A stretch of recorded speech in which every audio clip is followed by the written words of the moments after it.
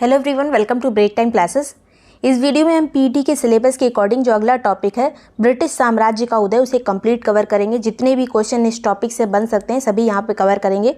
PT का paid group join करने का लिंक डिस्क्रिप्शन में, वहाँ पे पूरी डिटेल दी हुई है। पूरा प्रोसेस जान के आप ज्वाइन कर सकते हैं, जिसमें सिलेबस वाइज जितने भी शॉर्ट नोट वगैरह हैं टेस्ट और क्विज के साथ ही आपको प्रोवाइड कर दी जाएंगे। तो चलिए शुरू करते हैं। यहाँ पर भारत में यूरोपीय कंपनियों के आगमन के क्रम की बात करें तो क्रम इसी तरह से याद रखना है। हमें जो पढ़ना है वो पढ़ना है ब्रिटिश यानी अंग्रेज के बारे में। जिस तरह से ये भारत में फैले उसको पूरा कंप्लीट कवर करना है।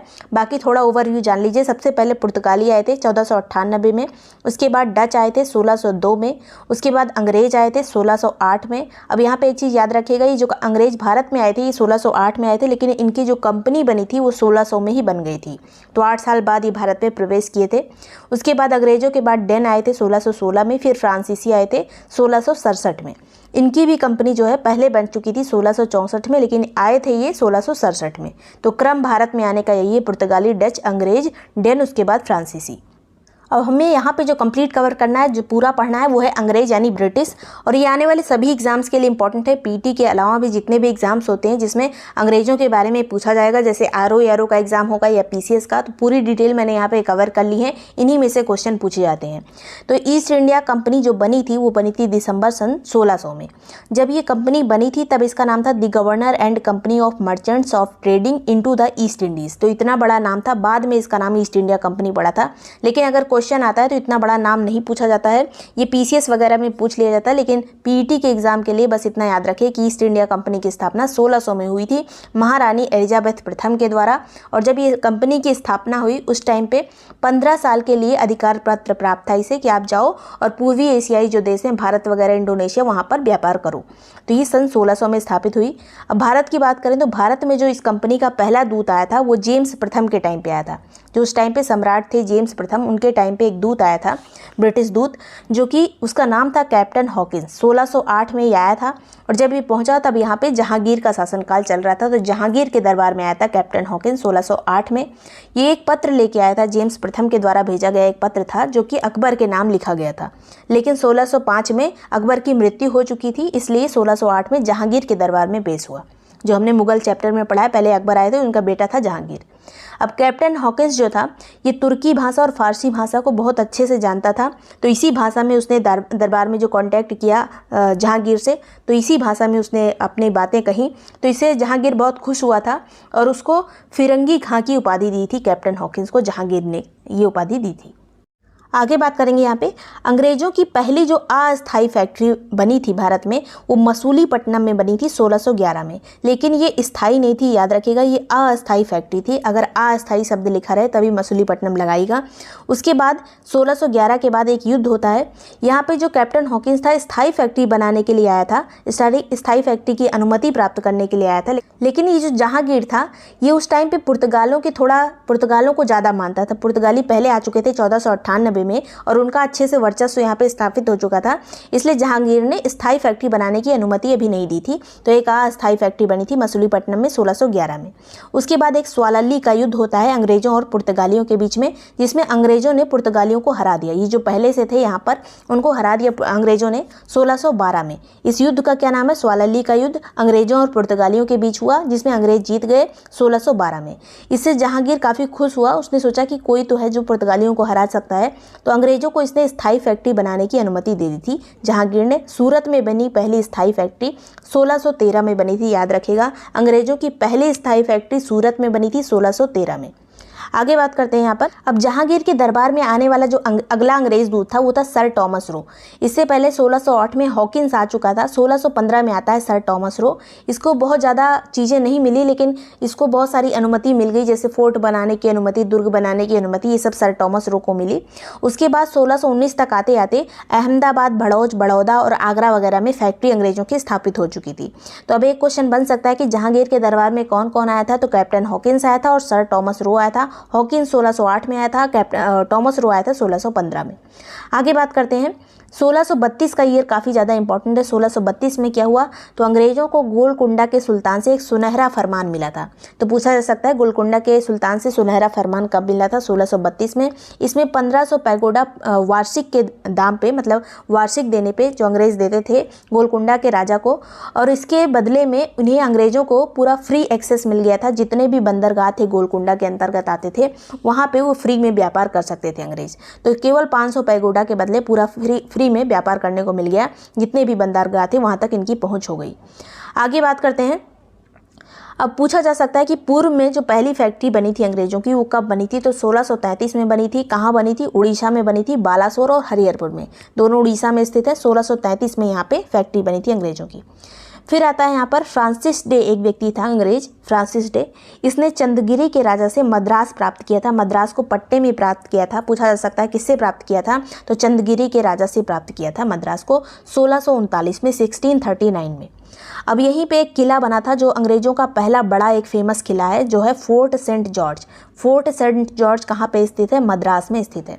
अब एक चीज़ और पूछा जाता है कि मद्रास की स्थापना किसने की थी, तो जिसको ये पट्टा मिला होगा चंद्रगिरी के राजा से, उसी ने इसकी स्थापना भी की थी मद्रास की। तो मतलब फ्रांसिस डे को माना जाता है मद्रास का संस्थापक 1639 में।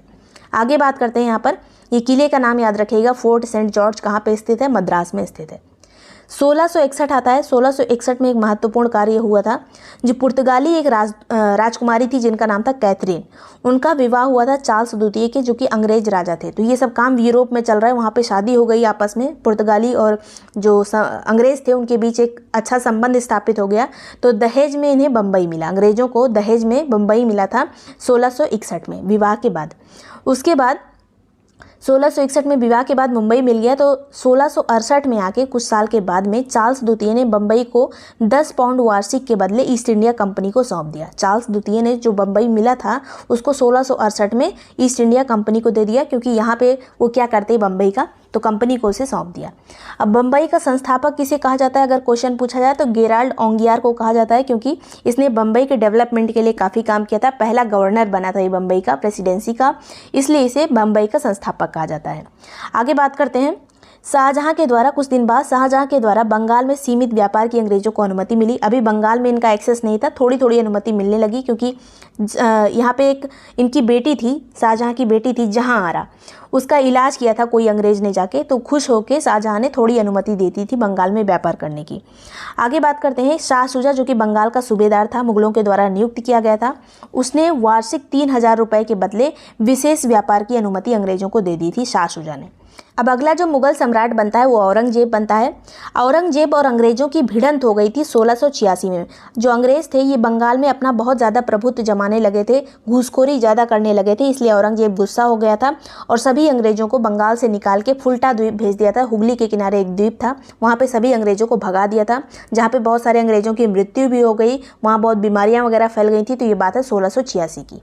तो पूछा जा सकता है किस मुगल सम्राट से किस मुगल सम्राट ने अंग्रेज़ों को भगाया था, तो औरंगजेब ने भगाया था। आगे बात करते हैं। यहाँ पर जॉब चार्नक एक अंग्रेज था, एक अंग्रेज अधिकारी था। इसके नेतृत्व में बंगाल के सूबेदार से 3 गांव की जमींदारी अंग्रेजों को प्राप्त हुई थी। वो कौन कौन से 3 गांव थे पूछा जा सकता है, तो सुतानाती, गोविंदपुर और कलिकाता। सब तीनों बंगाल में ही स्थित थे, सुतानाती, गोविंदपुर और कलिकाता। ये किसने प्राप्त किए थे, तो जॉब चार्नक ने प्राप्त किए थे। इसने जाके एक सामंजस्य बिठाया था, जो मुगलों से लड़ाई हो गई थी अंग्रेज़ों की, उसमें इसने जो है मध्यस्थता का काम किया था जॉब चार्नक ने। आगे यहाँ पर बात करते हैं। अंग्रेज़ों से औरंगजेब से जाके इसने बातचीत वगैरह की थी। यही तीनों गांव सुतानाती, गोविंदपुर और कलिकाता को मिलाकर जॉब चार्नक ने कलकत्ता की स्थापना की थी। तो पूछा जा सकता है कलकत्ता का संस्थापक कौन था, तो जॉब चार्नक था। 1690 में इसने कलकत्ता बनाया था। आगे बात करते हैं। बाद में कलकत्ता में एक फोर्ट विलियम बना। फोर्ट विलियम बना कहाँ पे, कलकत्ता में। इससे पहले फोर्ट सेंट जॉर्ज बना था, जो कि मद्रास में बना था। उसको बनाने वाले थे फ्रांसिस डे। अब यहाँ पे कलकत्ता में जो चीज़ बनी जॉब चार्नक, यहाँ पे जो कलकत्ता के संस्थापक हैं वो है जॉब चार्नक। यहाँ पे जो फोर्ट बना है उसका नाम है फोर्ट विलियम। ये बना था सन 1700 में। फोर्ट विलियम बना सन 1700 में। अब आता है शाही फरमान का नंबर। शाही फरमान अंग्रेजों को कब प्राप्त हुआ था? तो 1717 में प्राप्त हुआ था। कौन से मुगल सम्राट से प्राप्त हुआ था? तो फर्रुखसियर से प्राप्त हुआ था। अब फर्रुखसियर एक बार बीमार था तो किसी अंग्रेज ने इलाज कर दिया था, जिससे खुश होकर फर्रुखसियर ने ये शाही फरमान जारी किया था अंग्रेजों के लिए। और ये जो फरमान लेने वाले व्यक्ति थे वो थे जॉन सरमैन। जॉन सरमैन के नेतृत्व में ही अंग्रेजों को ये फरमान प्राप्त हुआ था फर्रुखसियर से, और इसे अधिकार पत्र या मैग्ना कार्टा कहा जाता है। इससे बहुत सारी सफलता मिली थी अंग्रेजों को। एक मतलब पूरी तरह से हर जगह व्यापार मुक्त हो गया था, बहुत सारी चीज़ें हुई थी। प्रमुख यहाँ पे देख लेते हैं। कलकत्ता के आसपास जितना क्षेत्र था वहाँ पे वसूली करने का अधिकार मिल गया अंग्रेजों को। सूरत में सभी करों से मुक्ति मिल गई। 10,000 रुपये वार्षिक के बदले में सभी करों से मुक्त हो गए। सूरत में भी बिना शुल्क के ये मुक्त व्यापार करते थे। बंगाल में भी मुक्त व्यापार करने लगे। और बम्बई में अंग्रेजों के द्वारा जो सिक्के ढाले जाते थे, मुगल साम्राज्य में हर जगह वो सिक्के मान्य कर दिए गए, वैध कर दिए गए। तो बम्बई के ढाले सिक्के पूरे मुगल साम्राज्य में वैध हो गए। तो ये सभी चीज़ें बहुत प्रमुख चीज़ें हुई थी जो अंग्रेजों को प्राप्त हुई शाही फरमान के द्वारा। 1717 में फर्रुखसियर ने जारी किया था ये फरमान। आगे बात करते हैं। एक युद्ध है वेदरा का युद्ध। 1759 में ये युद्ध हुआ था। इस युद्ध में अंग्रेजों ने डचों को पूरी तरह से पराजित कर दिया था। तो पूछा जा सकता है किसको किसको कब पराजित किया? तो वेदरा का युद्ध एक निर्णायक युद्ध था, 1759 में हुआ था। अंग्रेजों ने डचों को हराया था। उसके बाद फ्रांसीसियों को कब हराया अंग्रेजों ने? तो कर्नाटक के युद्ध के दौरान 3 कर्नाटक युद्ध हुए थे। कौन कौन से देख लेते हैं।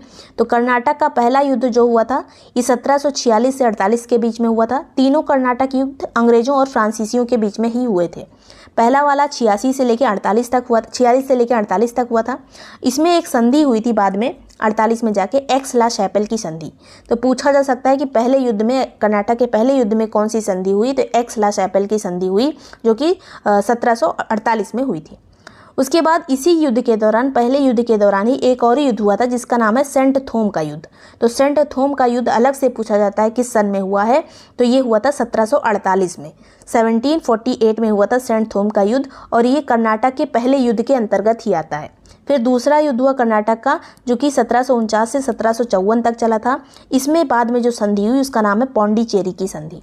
द्वितीय जो कर्नाटक युद्ध हुआ उसमें पौंडीचेरी की संधि हुई। पहले में एक्स ला शैपेल हुई, दूसरे में पौंडीचेरी की संधि हुई। और इसी द्वितीय कर्नाटक युद्ध के दौरान एक और युद्ध लड़ा गया था जिसका नाम है अंबर का युद्ध। तो अंबर का युद्ध कब लड़ा गया था अलग से पूछा जा सकता है। 1749 में ये लड़ा गया था। आगे तीसरा जो कर्नाटक का युद्ध है ये 1756 से लेकर 1763 तक चला था। इसमें बाद में जो संधि हुई उसका नाम है पेरिस की संधि। पहले में एक्स ला शैपेल, दूसरे में पौंडीचेरी, तीसरे में पेरिस की संधि। और इस युद्ध के दौरान, तीसरे जो कर्नाटक युद्ध था इसके दौरान लास्ट में एक युद्ध हुआ था जिसका नाम है वांडीवास का युद्ध, जो कि 1760 में हुआ था। ये एक तरह का निर्णायक युद्ध था जिसमें फ्रांसीसी जो है अंग्रेजों से पूरी तरह से हार गए थे। आगे बात करते हैं, ये सभी चीज़ें याद रखनी है। एक हुआ था प्लासी का युद्ध जो काफ़ी इंपॉर्टेंट है, 1757 में हुआ था। इसमें अंग्रेजी सेना जिसका नेतृत्व क्लाइव कर रहे थे, रॉबर्ट क्लाइव, और सिराजुद्दौला के बीच में हुआ था जो कि बंगाल का नवाब था। तो अंग्रेजी सेना और सिराजुद्दौला के बीच में युद्ध हुआ था प्लासी का युद्ध 1757 में, जिसमें अंग्रेजों की जीत हुई। और इसमें अंग्रेजों की जीत ना होती लेकिन सिराजुद्दौला के साथ विश्वासघात हो गया था। इसी के सेनापति लोग जो थे वो विश्वासघात कर दिए सिराजुद्दौला के साथ, इस तरह से हार गए अंग्रेजों से, जाके ये लोग मिल गए थे। इनमें कौन कौन व्यक्ति शामिल थे? तो मीर जाफर, यार लतीफ़ और रायदुल्लभ। मीर जाफर, यार लतीफ़ और रायदुल्लभ जो था ये तीनों जाके अंग्रेजों से मिल गए। इस तरह से सिराजुद्दौला की प्लासी के युद्ध में 1757 में हार हो गई थी। तो ये एक तरह से निर्णायक युद्ध था कि बंगाल के नवाब जो है अंग्रेजों से श्रेष्ठ नहीं है, ये इसमें निर्णय हो गया था। अगला जो युद्ध आता है वो आता है बक्सर का युद्ध। इस बक्सर के युद्ध ने पूरी तरह से निर्णय कर दिया था कि अंग्रेज भारत में सर्वश्रेष्ठ हैं, इनके बराबर कोई नहीं है। क्योंकि यहाँ पे किसी ने ना धोखा दिया, किसी को, किसी नवाब को, किसी सेनापति ने धोखा नहीं दिया। पूरी तरह से अंग्रेज इसमें विजयी रहे थे। निर्णायक युद्ध ये साबित हुआ।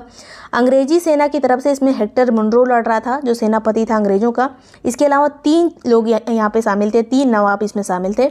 पहला था सुजाउद्दौला जो कि अवध का नवाब था। दूसरा था मीर कासिम जो कि बंगाल का नवाब रह चुका था। उसके बाद तीसरा था यहाँ पर मुगल सम्राट, जो एक मेल मुगल सम्राट होता है, शाह आलम द्वितीय इसमें शामिल था। तो यहाँ पे सभी मेन व्यक्ति शामिल थे जिसको अंग्रेजों ने हरा दिया था 1764 के बक्सर युद्ध में। तो अगर पूछा जाए निर्णायक युद्ध कौन सा साबित होता है पूरी तरह से, तो 1764 का बक्सर युद्ध। आगे बात करते हैं। अब एक इलाहाबाद की संधि आती है 1765 में, अगले ही साल बक्सर के युद्ध में। तो 2 संधि हुई थी इलाहाबाद की। पहली संधि 12 अगस्त को हुई थी। ये अंग्रेजों और मुगल बादशाह शाह आलम के बीच में हुई थी, जिसमें बंगाल, बिहार और उड़ीसा की जो दीवानी वाला अधिकार था वो पूरा अंग्रेजों को प्राप्त हो गया। इसके अलावा बादशाह जो शाह आलम था उसको केवल 26 लाख रुपए दिए गए और उसका कुछ क्षेत्र जैसे कड़ा और मानिकपुर का जो क्षेत्र था वो अवध के कब्जे में था, अवध के नवाब के कब्जे में, वो वापस दिला दिया अंग्रेजों ने बादशाह को। जो मुगल बादशाह था शाह आलम, उसको वापस दिला दिया। इसके अलावा द्वितीय जो संधि थी वो हुई थी 16 अगस्त को। यहाँ पे पहली वाली जो संधि हुई इसमें मुगल बादशाह को केवल दो चीज़ें मिली, 26 लाख रुपए, दूसरा कड़ा मानिकपुर वाला क्षेत्र जो उसका चला गया था अवध के पास वो वापस मिल गया। द्वितीय संधि में 16 अगस्त में ये अंग्रेजों और नवाब शुजाउद्दौला के बीच में हुई थी। पहली वाली ये हुई थी मुगल बादशाह के साथ, शाह आलम के साथ। दूसरी वाली जो हुई वो अवध के नवाब शुजाउद्दौला के साथ हुई। इसमें नवाब ने कंपनी को क्षतिपूर्ति का 50 लाख रुपए दिया। मतलब जो नवाब था अवध का, उसने पैसे दिए अंग्रेजों को कि तुम्हारा जो नुकसान हुआ है उसकी क्षतिपूर्ति हम करेंगे, तो 50 लाख रुपए इनको देना पड़ा। इसके अलावा नवाब जो है वो अंग्रेजों की सैनिक सहायता लेने को सहमत हो गया। मतलब सहमत होना पड़ा उसको, जो अवध का नवाब था उसको जो सैनिक सहायता थी उसको लेने के लिए एग्री होना पड़ा। उसके बाद जितना भी यहाँ पे सेना का खर्च होता था, जो लखनऊ में सेना रखी गई, अवध में सेना रखी गई, पूरा खर्च अवध का नवाब ही देता था। तो ये सभी चीज़ें द्वितीय इलाहाबाद संधि में हुई। आगे बात करते हैं यहाँ पर। अब यहाँ पे गवर्नर के बारे में पूछा जाता है, इसमें कन्फ्यूजन होता है। तो बंगाल का पहला गवर्नर कौन बना था? तो बंगाल का पहला गवर्नर था रॉबर्ट क्लाइव। उसके बाद अगर पूछा जाए बंगाल का पहला गवर्नर जनरल कौन था? गवर्नर हो गया क्लाइव, अब गवर्नर जनरल पूरा पूछा जाए तो वॉरेन हेस्टिंग था। बंगाल का पहला गवर्नर जनरल वॉरेन हेस्टिंग 1773 में बना था। उसके बाद आते हैं भारत का गवर्नर जनरल कौन था? अभी तक हम बंगाल कर रहे थे। अब भारत का गवर्नर जनरल कौन पहला बना? तो विलियम बेंटिक बना 1833 में। विलियम बेंटिक 1833 में। फिर आता है भारत का अगर पहला वायसराय पूछा जाए, अब गवर्नर जनरल का कॉन्सेप्ट खत्म, वायसराय भारत का पहला कौन बना? तो लॉर्ड कैनिंग बना था 1858 में। तो ये बहुत कंफ्यूजिंग होता है, इसलिए इसको ध्यान से देख लीजिएगा। तो चलिए शुरू करते हैं। सबसे पहले मराठा साम्राज्य की बात करें तो संस्थापक का नाम है शिवाजी। शिवाजी महाराज जो थे मराठा साम्राज्य के संस्थापक थे। इनका जन्म हुआ था 6 अप्रैल 1927 को। इनके बारे में जितनी भी चीज़ें हैं, इनके जन्म के बारे में, इनकी जीवनी से संबंधित जो चीज़ें हैं काफ़ी इंपॉर्टेंट है, हर एग्जाम में लगभग पूछी जाती हैं। 6 अप्रैल 1947 में शिवाजी का जन्म हुआ था। किस दुर्ग में हुआ था? तो शिवनेर के दुर्ग में इनका जन्म हुआ था। इनके पिता का नाम था शाहजी भोसले, और ये शाहजी भोसले जो थे ये पूना के जागीरदार थे, लेकिन बाद में इन्होंने अपनी जागीर जो है शिवाजी को ट्रांसफ़र कर दी और खुद बीजापुर रियासत में नौकरी कर ली। तो ये जो जागीर ट्रांसफ़र की थी ये 1640 में ट्रांसफ़र की थी, इसीलिए शिवाजी का जो टाइम पीरियड है वो 1640 से शुरुआत माना जाता है, क्योंकि जब जो राजा बनता है उसका टाइम पीरियड की शुरुआत उसी टाइम से मानी जाती है हिस्ट्री की बात करें तो। माता का नाम इनके था जीजाबाई। शिवाजी की माँ का नाम जीजाबाई, पिता का नाम शाहजी भोसले। इनके गुरु का नाम था कोंडदेव। अब कोंडदेव जो थे ये इनके दादा थे, जो कि इनके राजनीतिक गुरु बने। उसके बाद एक रामदास थे, रामदास भी इनके गुरु थे, आध्यात्मिक गुरु थे। रामदास आध्यात्मिक गुरु, कोंडदेव राजनीतिक गुरु, दोनों याद होना चाहिए। आगे बात करते हैं प्रमुख घटनाएं जो इनके टाइम पे हुई थी। शिवाजी ने केवल 16 साल की आयु में 1644 में तोरण का किला जीत लिया था। उसके बाद 1656 में आके इन्होंने रायगढ़ को राजधानी बना ली थी। तो ये पूछा जा सकता है रायगढ़ को शिवाजी ने राजधानी कब बनाई थी? 1656 में। आगे बात करते हैं कुछ और चीज़ें जो घटित हुई शिवाजी के साथ। बीजापुर का जो सुल्तान था उसने अपने सेनापति एक योग्य सेनापति था अफजल खां, उसको शिवाजी के पास भेजा था, मित्रता करने के लिए भेजा था, लेकिन एक धोखे से भेजा था कि जाके मार देना शिवाजी को, पराजित करने के लिए भेजा था। लेकिन वो धोखे से आया, हाथों में जो नाखून लगे हुए थे, ये कहानी आपने पढ़ी होगी। तो शिवाजी ने उसको ऐसे पकड़ा और उसी को मार डाला। तो ये घटना कब की है? तो 1659 की ये घटना है, 1659 की, जब शिवाजी ने अफजल खां की हत्या कर दी थी। आगे बात करते हैं। शिवाजी ने 2 बार सूरत की लूट की थी। सूरत जो है उस टाइम पे अंग्रेजों का एक बहुत बड़ा केंद्र था। तो 1664 में एक बार सूरत की लूट की थी, एक बार 1670 में की थी। दोनों ईयर याद होना चाहिए, 1664 और 1670। आगे बात करते हैं यहाँ पर राजा जयसिंह। राजा जयसिंह जो है किसके तरफ से आए थे? तो औरंगजेब की तरफ से आए थे शिवाजी के साथ पुरंदर की संधि करने के लिए। तो इन्होंने जयसिंह ने पुरंदर की संधि की थी शिवाजी के साथ। ये संधि कब हुई थी इसका ईयर पूछा जाता है, तो 1665 में हुई थी।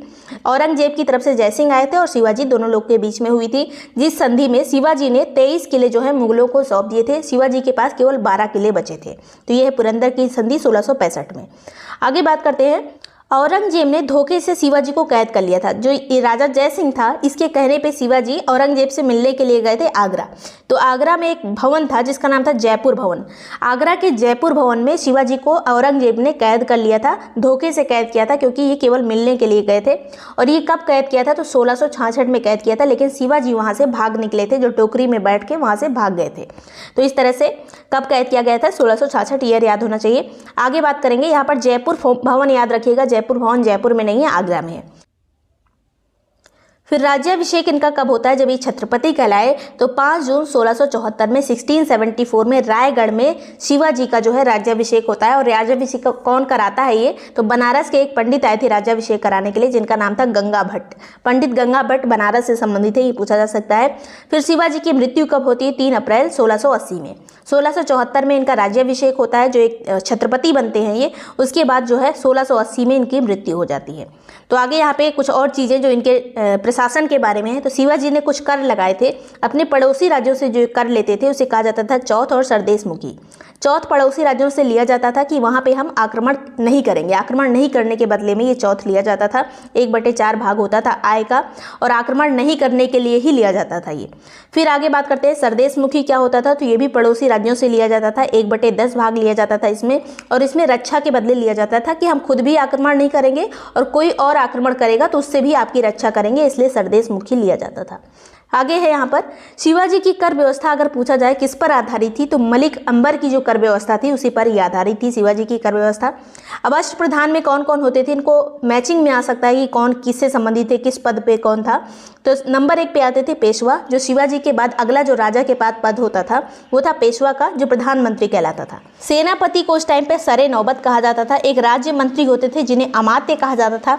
फिर सूचना मंत्री और गुप्तचर विभाग के जो मंत्री होते थे उन्हें वाक्यानवीस कहा जाता था। डाक विभाग से संबंधित जो होता था उसे चिटनीस कहा जाता था। विदेश मंत्री को सुमंत कहा जाता था। इसके अलावा धार्मिक विभाग का जो मंत्री होता था उसे पंडित राव कहते थे।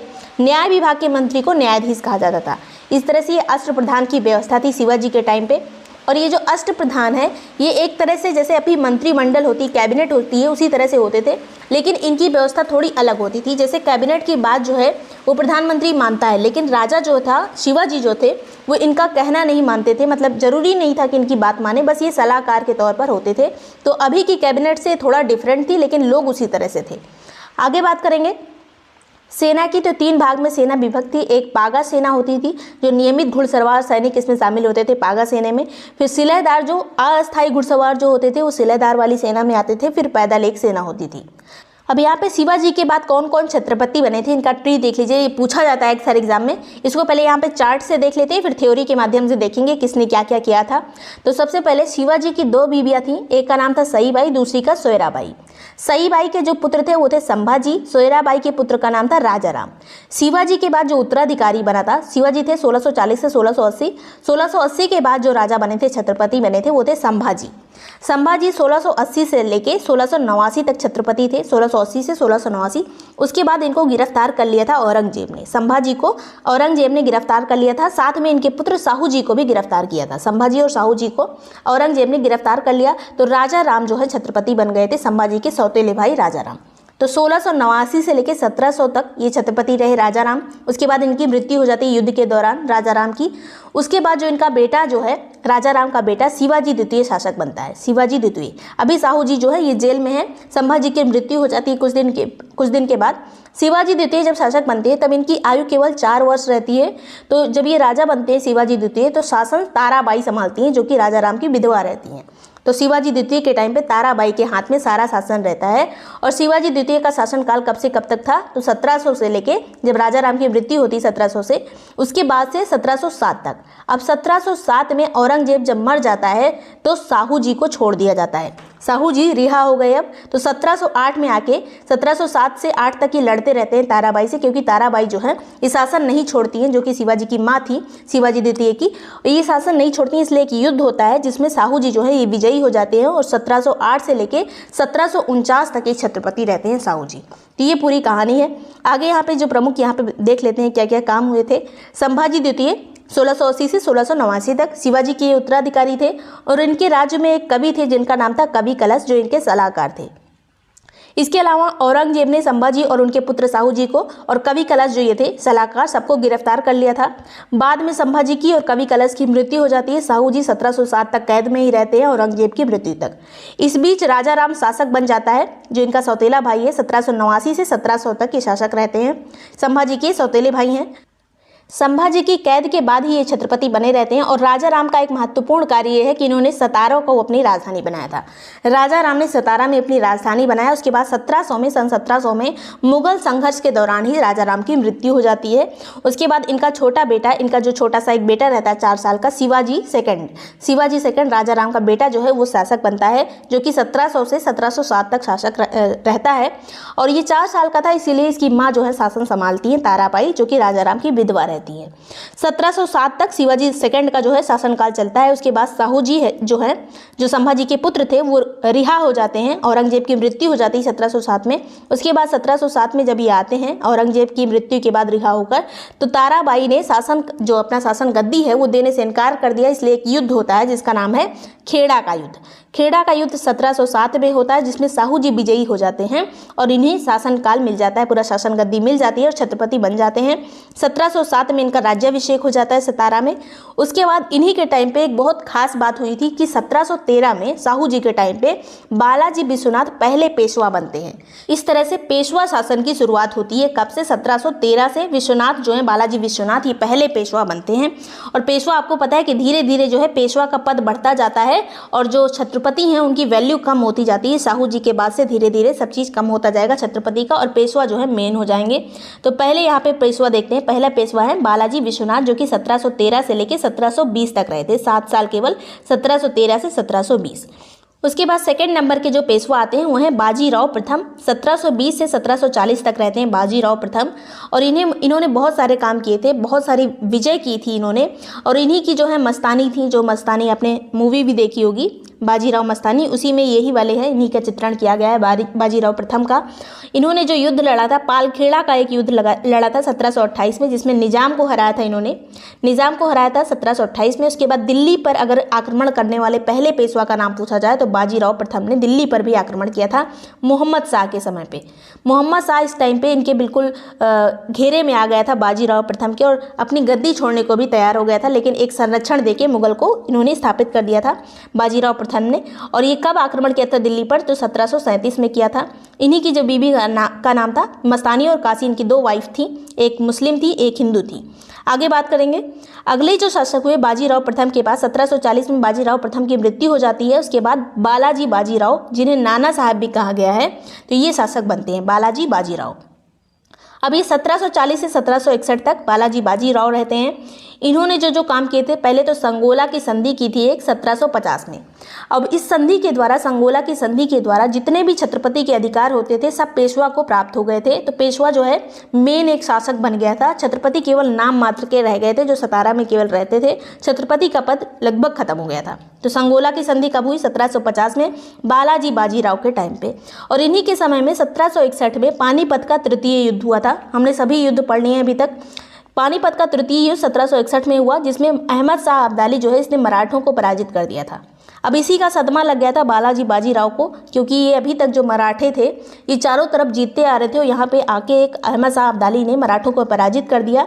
इस तरह से ये निर्णय हो गया था पानीपत के तृतीय युद्ध में कि मराठा जो है ये भी हार सकते हैं। अभी तक हर जगह जीतते आ रहे थे, लेकिन अब इनकी जो है जीत यहीं पर रुक जाती है। 1761 में सदमे से बालाजी जो बाजीराव रहते हैं इनकी मृत्यु हो जाती है। इन्हें एक सदमा लग जाता है कि हम हार गए, बालाजी बाजीराव। उसके बाद इनकी 1761 में मृत्यु हो जाती है।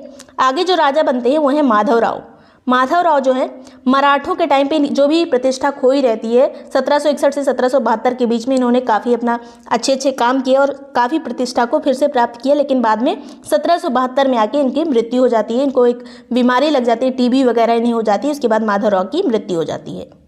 फिर आते हैं अगले जो पेशवा बनते हैं वो है नारायण राव। 1772 से 73 तक रहते हैं और इनकी हत्या रघुनाथ राव इनके चाचा ने कर दी थी, तो एक ही साल ही रह पाए नारायण राव 1772 से 73। फिर जो शासक बनते हैं 1774 में वो है माधवराव नारायण राव द्वितीय। तो ये जो है इनके टाइम पे जो एक चीज़ इंपॉर्टेंट है कि ये 12 भाई एक सभा का इन्होंने गठन किया था, 12 लोगों की सभा का, क्योंकि इनकी आयु जो है वो कम थी। 1774 से 96 तक ये शासक थे। और इनके टाइम पे जो ये 12 भाई सभा थी, इसमें 2 प्रमुख व्यक्ति थे, एक थे महादजी सिंधिया और एक थे नाना फडणवीस। तो दोनों लोग का प्रतिनिधित्व रहता था। पेशवा जो है ये इनकी उतनी वैल्यू नहीं रह गई थी। ये सारा जो काम था वो यही दोनों लोग करते थे, महादजी सिंधिया और नाना फडणवीस। ये इंपॉर्टेंट व्यक्ति हैं मराठा काल के। आगे यहाँ पर बात करते हैं अंतिम जो पेशवा बनते हैं। अब धीरे धीरे पेशवा की वैल्यू खत्म होती चली गई। अंतिम पेशवा अगर आए एग्जाम में, वैसे अंतिम पेशवा पूछा ही नहीं जाएगा, क्योंकि धीरे धीरे लास्ट वाले जो छोटे मोटे बचे थे, लास्ट में नाना साहब जो थे, नाना साहब बिठूर में इनको स्थापित कर दिया गया था। अंग्रेज केवल पेंशन देते थे इन्हें, तो पेशवा की जिंदगी एकदम यहाँ पे खत्म हो गई थी। आगे यहाँ पे बात करते हैं प्रमुख जो लास्ट वाला पेशवा अगर पूछा जाए, प्रमुख जिनका थोड़ा बहुत वैल्यू थी, वो थे बाजीराव द्वितीय। बाजीराव द्वितीय, और ये बाजीराव द्वितीय आए थे माधवराव नारायणराव द्वितीय के बाद में। अब यहाँ पे कुछ प्रमुख युद्ध हुए थे, आंग्ल मराठा युद्ध जिन्हें कहा जाता है, जिसके बाद जो मराठा थे वो धीरे धीरे हारते चले गए। उनकी जो अंतिम वाला तृतीय मराठा युद्ध हुआ उसमें पूरी तरह से मराठे पराजित हो गए अंग्रेजों से। अंग्रेज जो है मराठों से आगे निकल गए। तो पहला जो आंग्ल मराठा युद्ध है 1782 में हुआ था। इसमें जो संधि हुई वो 1882 में हुई थी, सालबाई की संधि। तो पूछा जा सकता है कि पहले आंग्ल मराठा युद्ध के बाद कौन सी संधि हुई थी, तो सालबाई की संधि हुई थी 1882 में। फिर द्वितीय आंग्ल मराठा युद्ध हुआ 1803 से 5 के बीच में। इसमें देवगांव की एक संधि हुई 1803 में। उसके बाद तृतीय मराठा युद्ध हुआ 1817 से 19 के बीच में, और ये फाइनल युद्ध था जिसमें पेशवा का पद जो है पूरी तरह से खत्म कर दिया गया।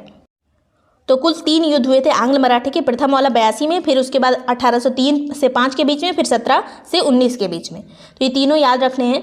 आगे बात करेंगे अन्य प्रमुख जो संधियां अंग्रेज और मराठों के बीच में हुई थी। यहाँ पे मैचिंग वगैरह में आ सकता है या डायरेक्ट पूछा जाता है। तो सूरत की संधि हुई थी 1775 में, पुरंदर की संधि 1776 में।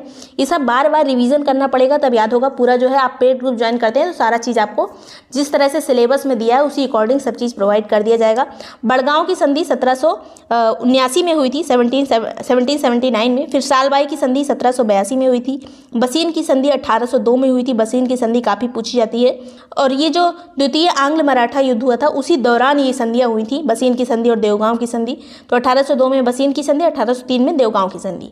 फिर है सुरजी अर्जन गांव की संधि 1803 में हुई थी। राजापुर घाट की संधि 1804 में हुई थी। नागपुर की संधि 1816 में हुई थी।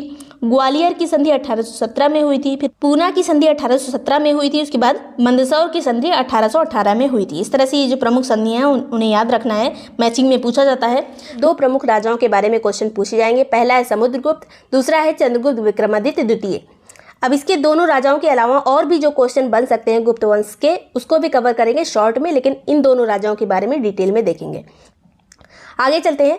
सबसे पहले बात करें गुप्तों की, तो ये कुषाणों के सामंत हुआ करते थे। पहले ये राजा नहीं थे, पहले ये कुषाणों के अंडर काम करते थे। इसके अलावा अगर प्रमुख क्षेत्र की बात की जाए तो उत्तर प्रदेश, बिहार और मध्य प्रदेश वगैरह इनके प्रमुख क्षेत्र, मतलब उत्तरी भारत इनका प्रमुख क्षेत्र था। अब गुप्त राजाओं के बारे में जो जानकारी के स्रोत हैं वो हमें कहाँ कहाँ से मिलते हैं, तो कुछ साहित्य से मिलते हैं, कुछ खुदाई से प्राप्त हुए हैं, कुछ मंदिरों में जो प्रमाण मिलते हैं उसकी वजह से हमें जानकारी मिलती है, कुछ विदेशी यात्री आए थे उनसे हमें जानकारी मिलती है। तो यहाँ पहले साहित्य के बारे में देखते हैं। कुछ साहित्यों के नाम, उनके लेखक के नाम दिए हुए हैं जो गुप्तकालीन है। अब इसमें मैचिंग वगैरह में पूछा जाता है। तो पहला है यहाँ पे प्रमुख साहित्य देवी चंद्रगुप्तम। देवी चंद्रगुप्तम से हमें रामगुप्त और चंद्रगुप्त विक्रमादित्य द्वितीय के बारे में जानकारी मिलती है। देवी चंद्रगुप्तम का लेखक कौन है, तो ये है विशाख दत्त। विशाख दत्त की रचना है देवी चंद्रगुप्तम। इसके अलावा और जो कालिदास की रचना है, कालिदास ने बहुत सारी रचनाएं की हैं। तो यहाँ पे ऋतु संहार, कुमार संभव, इसके अलावा मेघदूत, मालविकाग्निमित्रम, अभिज्ञान शाकुंतलम, ये सभी चीज़ें जो हैं ये जो महाकवि थे कालिदास से संबंधित है। अगर पूछा जाए कालिदास किसके नवरत्नों में आते थे, तो चंद्रगुप्त द्वितीय जो विक्रमादित्य थे उन्हीं के नवरत्नों में ये शामिल थे। महाकवि इनको उपाधि प्राप्त थी कालिदास को। आगे बात करेंगे मृच्छकटिकम से भी हमें गुप्तकालीन जानकारी मिलती है। ये किसकी रचना है, तो ये शूद्रक की रचना है।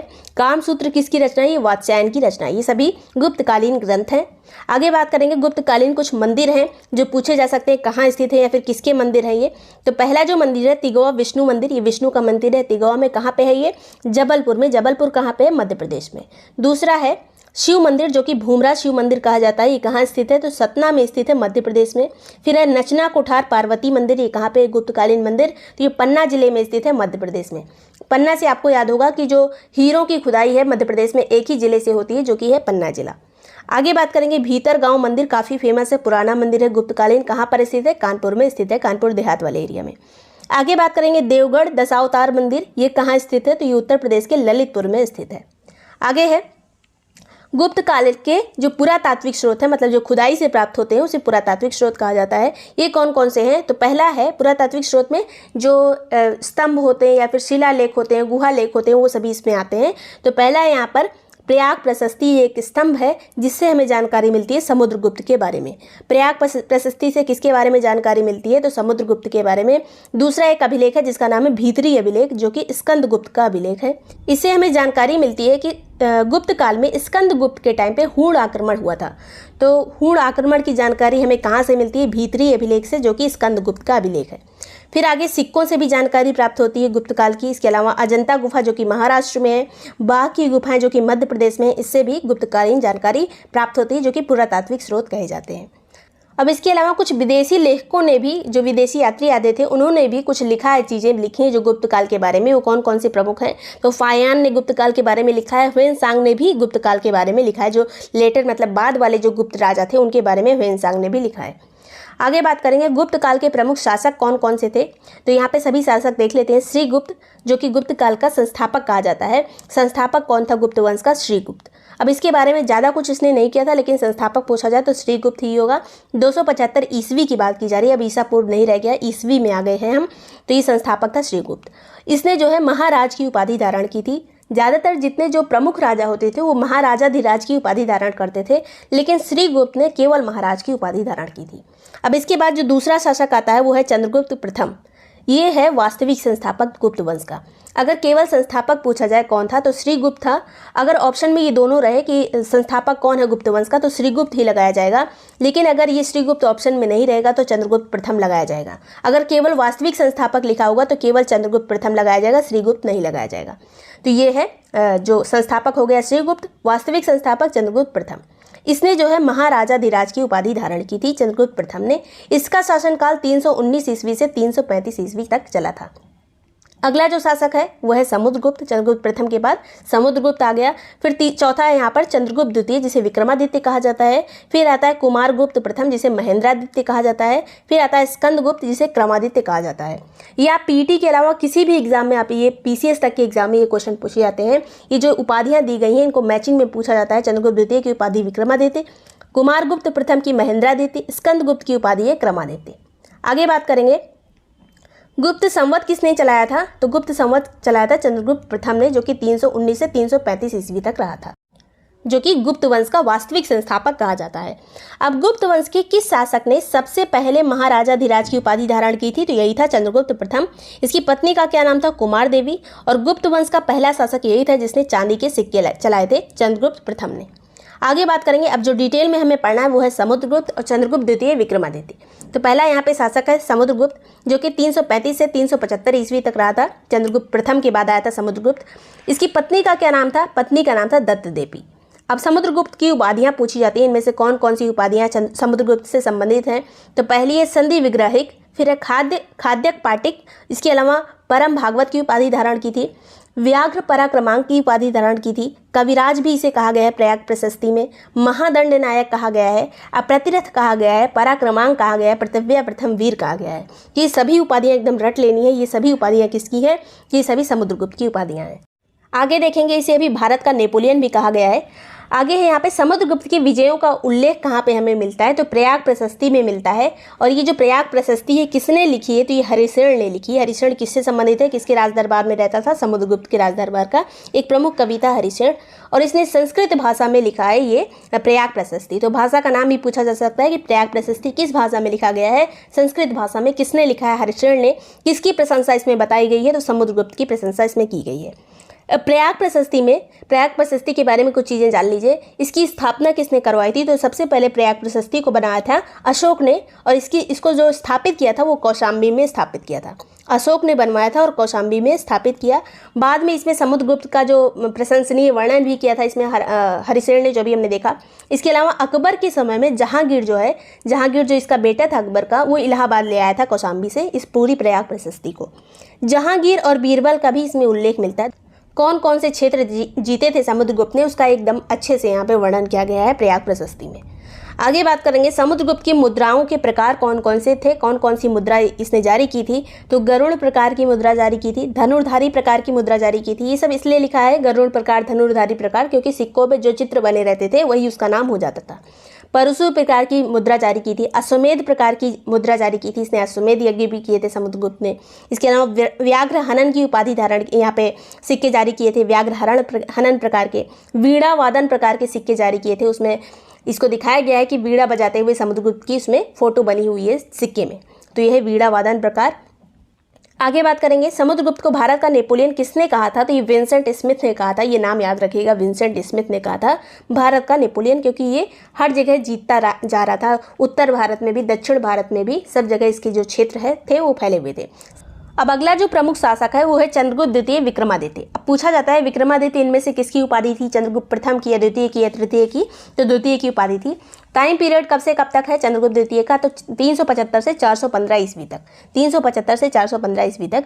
अब इसका जो टाइम पीरियड है इतना ज़्यादा इंपॉर्टेंट नहीं है, क्योंकि इसमें 2-4 साल 5 साल अलग अलग बुक में अलग अलग वेबसाइट में अलग अलग लिखा रहता है, तो आपको मेन चीज़ याद रखनी है। और सबसे ज़्यादा जो यहाँ पे सन के बारे में पूछा जा सकता है वो गुप्त संवत कब शुरू हुआ था, 319 जो हमने देखा था अभी, चंद्रगुप्त प्रथम ने गुप्त संवत चलाया था, उसके बारे में क्वेश्चन पूछा जा सकता है। बाकी इसकी उपाधियाँ वगैरह इंपॉर्टेंट हैं, जैसे अन्य नाम इसके क्या क्या थे, तो देवराज और देवगुप्त। बड़ा भाई कौन था चंद्रगुप्त द्वितीय का, तो ये था रामगुप्त। अब रामगुप्त कहा जाता है कि समुद्रगुप्त के बाद पहले रामगुप्त राजा बना था, कहीं कहीं पे ये चीज़ें लिखी है, लेकिन गुप्त वंशावली में इसका उल्लेख नहीं मिलता है रामगुप्त का। ये जो है देवी चंद्रगुप्तम जो भी हमने देखा था विशाख दत्त की रचना, उसी में रामगुप्त का उल्लेख किया गया है। कहा गया है कि पहले रामगुप्त शासक बना था, लेकिन ये शकों से हार गया, थोड़ा डरपोक टाइप का था रामगुप्त, तो ये शकों से हार गया और अपनी पत्नी को दे दिया शकों को। अपनी इसकी पत्नी का नाम था ध्रुव देवी। तो इसका जो छोटा भाई था जिसका नाम है चंद्रगुप्त द्वितीय विक्रमादित्य, जिसके बारे में हम पढ़ रहे हैं, वो गया, उसने शकों को हराया, शकों को पराजित करके उसके बाद रामगुप्त को भी मार दिया अपने बड़े भाई को। उसके बाद उसकी विधवा जो थी ध्रुव देवी, उससे विवाह कर लिया। तो किसने हराया था शकों को, तो चंद्रगुप्त द्वितीय ने शकों को हराया था। उसके बाद इसको कहा जाने लगा शक विजेता, और इसने खुद से एक उपाधि धारण की जो थी शकारी। तो शकारी और शक विजेता किसे कहा जाता है, चंद्रगुप्त द्वितीय को कहा जाता है। आगे बात करेंगे चंद्रगुप्त द्वितीय ने कुछ वैवाहिक संबंध भी स्थापित किए थे। तो वैवाहिक संबंध के माध्यम से कुछ राज्यों के साथ अपने अच्छे संबंध इसने बनाए, जिससे इसको सफलता मिल सके, आगे कोई इसका प्रतिरोध ना कर पाए। तो कौन कौन से वंश के साथ इसने विवाह संबंध बनाए, पहला है नागवंश। नागवंश की कन्या जिनका नाम था कुबेर नागा, कुबेर नागा से इन्होंने विवाह किया, जिससे इनकी एक पुत्री का जन्म हुआ जिसका नाम था प्रभावती। प्रभावती किसकी पुत्री है, तो चंद्रगुप्त द्वितीय विक्रमादित्य की पुत्री है प्रभावती, काफ़ी फेमस है ये। फिर आगे बात करेंगे वाकाटक वंश के जो राजा थे जिनका नाम है रुद्रसेन। नरेश रुद्रसेन द्वितीय से इन्होंने अपनी बेटी का विवाह किया जिसका नाम था प्रभावती। प्रभावती का विवाह किसके साथ किया, तो वाकाटक वंश में जाके किया, जो राजा का नाम था रुद्रसेन द्वितीय। आगे बात करेंगे कदम्ब राजवंश के साथ भी वैवाहिक संबंध स्थापित किए। अपने बेटे कुमारगुप्त प्रथम का विवाह इस राजवंश में किया था, कदम्ब राजवंश में। तो इस तरह से 3 वंशों के साथ इन्होंने अच्छे संबंध स्थापित किए थे। आगे बात करेंगे चंद्रगुप्त द्वितीय की राजधानी कौन कौन सी थी। तो पहली राजधानी थी पाटलिपुत्र, दूसरी थी उज्जैनी। पूछा जाता है चंद्रगुप्त द्वितीय ने अपनी द्वितीय राजधानी कौन सी बनाया था, तो उज्जैनी को बनाया था दूसरी राजधानी। अब उपाधियां देख लेते हैं एक साथ, कौन कौन सी उपाधियां धारण की थी चंद्रगुप्त द्वितीय ने। शकारी, विक्रमांक, विक्रमादित्य, शक विजेता और परम भागवत, ये सभी किसकी उपाधियां हैं, तो ये सब चंद्रगुप्त द्वितीय की उपाधियां हैं। आगे बात करते हैं चंद्रगुप्त द्वितीय विक्रमादित्य के नवरत्न कौन थे। इनसे क्वेश्चन बहुत पूछा जाता है, इनमें से कौन नवरत्नों में शामिल नहीं थे, या फिर निम्न में से कौन सा नवरत्न जो है किस क्षेत्र से संबंधित था। तो यहाँ पे पहले बात करते हैं कालिदास जो कि महाकवि थे, धन्वंतरी ये चिकित्सक थे, छपड़क जो है ये ज्योतिषी थे, अमर सिंह कोशकार थे, या डिक्शनरी जो लिखता है उसको कोशकार कहा जाता है, शंकु जो आर्किटेक्ट होता है वास्तुकार कहते हैं, शंकु जो नाम के व्यक्ति थे ये वास्तुकार थे, वेताल भट्ट जिसको आप सीरियल वगैरह में देखते होंगे ये जादूगर थे, घटकर पर क्या थे ये कूटनीतिज्ञ थे, उसके बाद वराह मिहिर क्या थे तो खगोल विज्ञानी थे वराह मिहिर, वरुचि क्या थे तो व्याकरण, जो व्याकरण के ज्ञाता होते हैं उसे कहा जाता है व्याकरणज्ञ। तो ये आप अच्छे से प्रोनाउंस कर लीजिएगा, व्याकरण के जानकार थे वरुचि। तो कौन कौन हो गए व्यक्ति जो नवरत्नों में शामिल थे, कालिदास, धन्वंतरी, छपड़क, अमर सिंह, शंकु, वेताल भट्ट, घटकर पर, वराह मिहिर और वरुचि। आगे बात करेंगे, इसमें किसी और एक्स्ट्रा नाम दे दिया जाएगा तो इसमें शामिल नहीं है। मेहरौली का एक स्तंभ लेख है, लोहे का बना हुआ है ये, तो ये किससे संबंधित है, तो चंद्रगुप्त द्वितीय से संबंधित है। पूछा जा सकता है कि मेहरौली स्तंभ लेख का संबंध किससे है, चंद्रगुप्त द्वितीय से। कहाँ पे ये है, दिल्ली में स्थित है, कुतुब मीनार के सामने। आगे बात करेंगे, इस मेहरौली स्तंभ लेख में एक राजा का उल्लेख किया गया है जिसका नाम है चंद्र। तो चंद्र नाम से इसका जो वैज्ञानिक है या फिर जो खोज करता है वो संबंध लगाते हैं कि जो चंद्र नाम के व्यक्ति हैं ये चंद्रगुप्त द्वितीय हैं। आगे बात करते हैं, फायान किसके शासनकाल में आया था भारत? तो ये चंद्रगुप्त द्वितीय विक्रमादित्य के टाइम पे ही आया था। ये चीनी यात्री था, चीन से आया था, ये मध्य एशिया होते हुए आया। उसके बाद दक्षिण में ताम्रलिप्ति जो एक बंदरगाह था वहाँ से होते हुए ये बाहर चला गया, समुद्र के रास्ते से अलग अलग देशों में चला गया। तो ये काफ़ी टाइम तक फायान रहा था। उसने कई ग्रंथ लिखे हैं जिसमें हमें जानकारी मिलती है गुप्त काल की। चीनी ग्रंथों में भारत को क्या कहा गया है? तो भारत को कहा गया है यिंतु। भारत का नाम क्या है चीनी ग्रंथों में? यिंतु। आगे बात करते हैं, गुप्तकालीन रजत मुद्राओं को क्या कहा जाता था? तो रूपक या फिर रूप्यक कहा जाता था। सोने की मुद्राओं को दीनार कहा जाता था। जो सर्वाधिक सोने की मुद्राएं जारी की गई थी वो गुप्त काल में ही जारी की गई थी।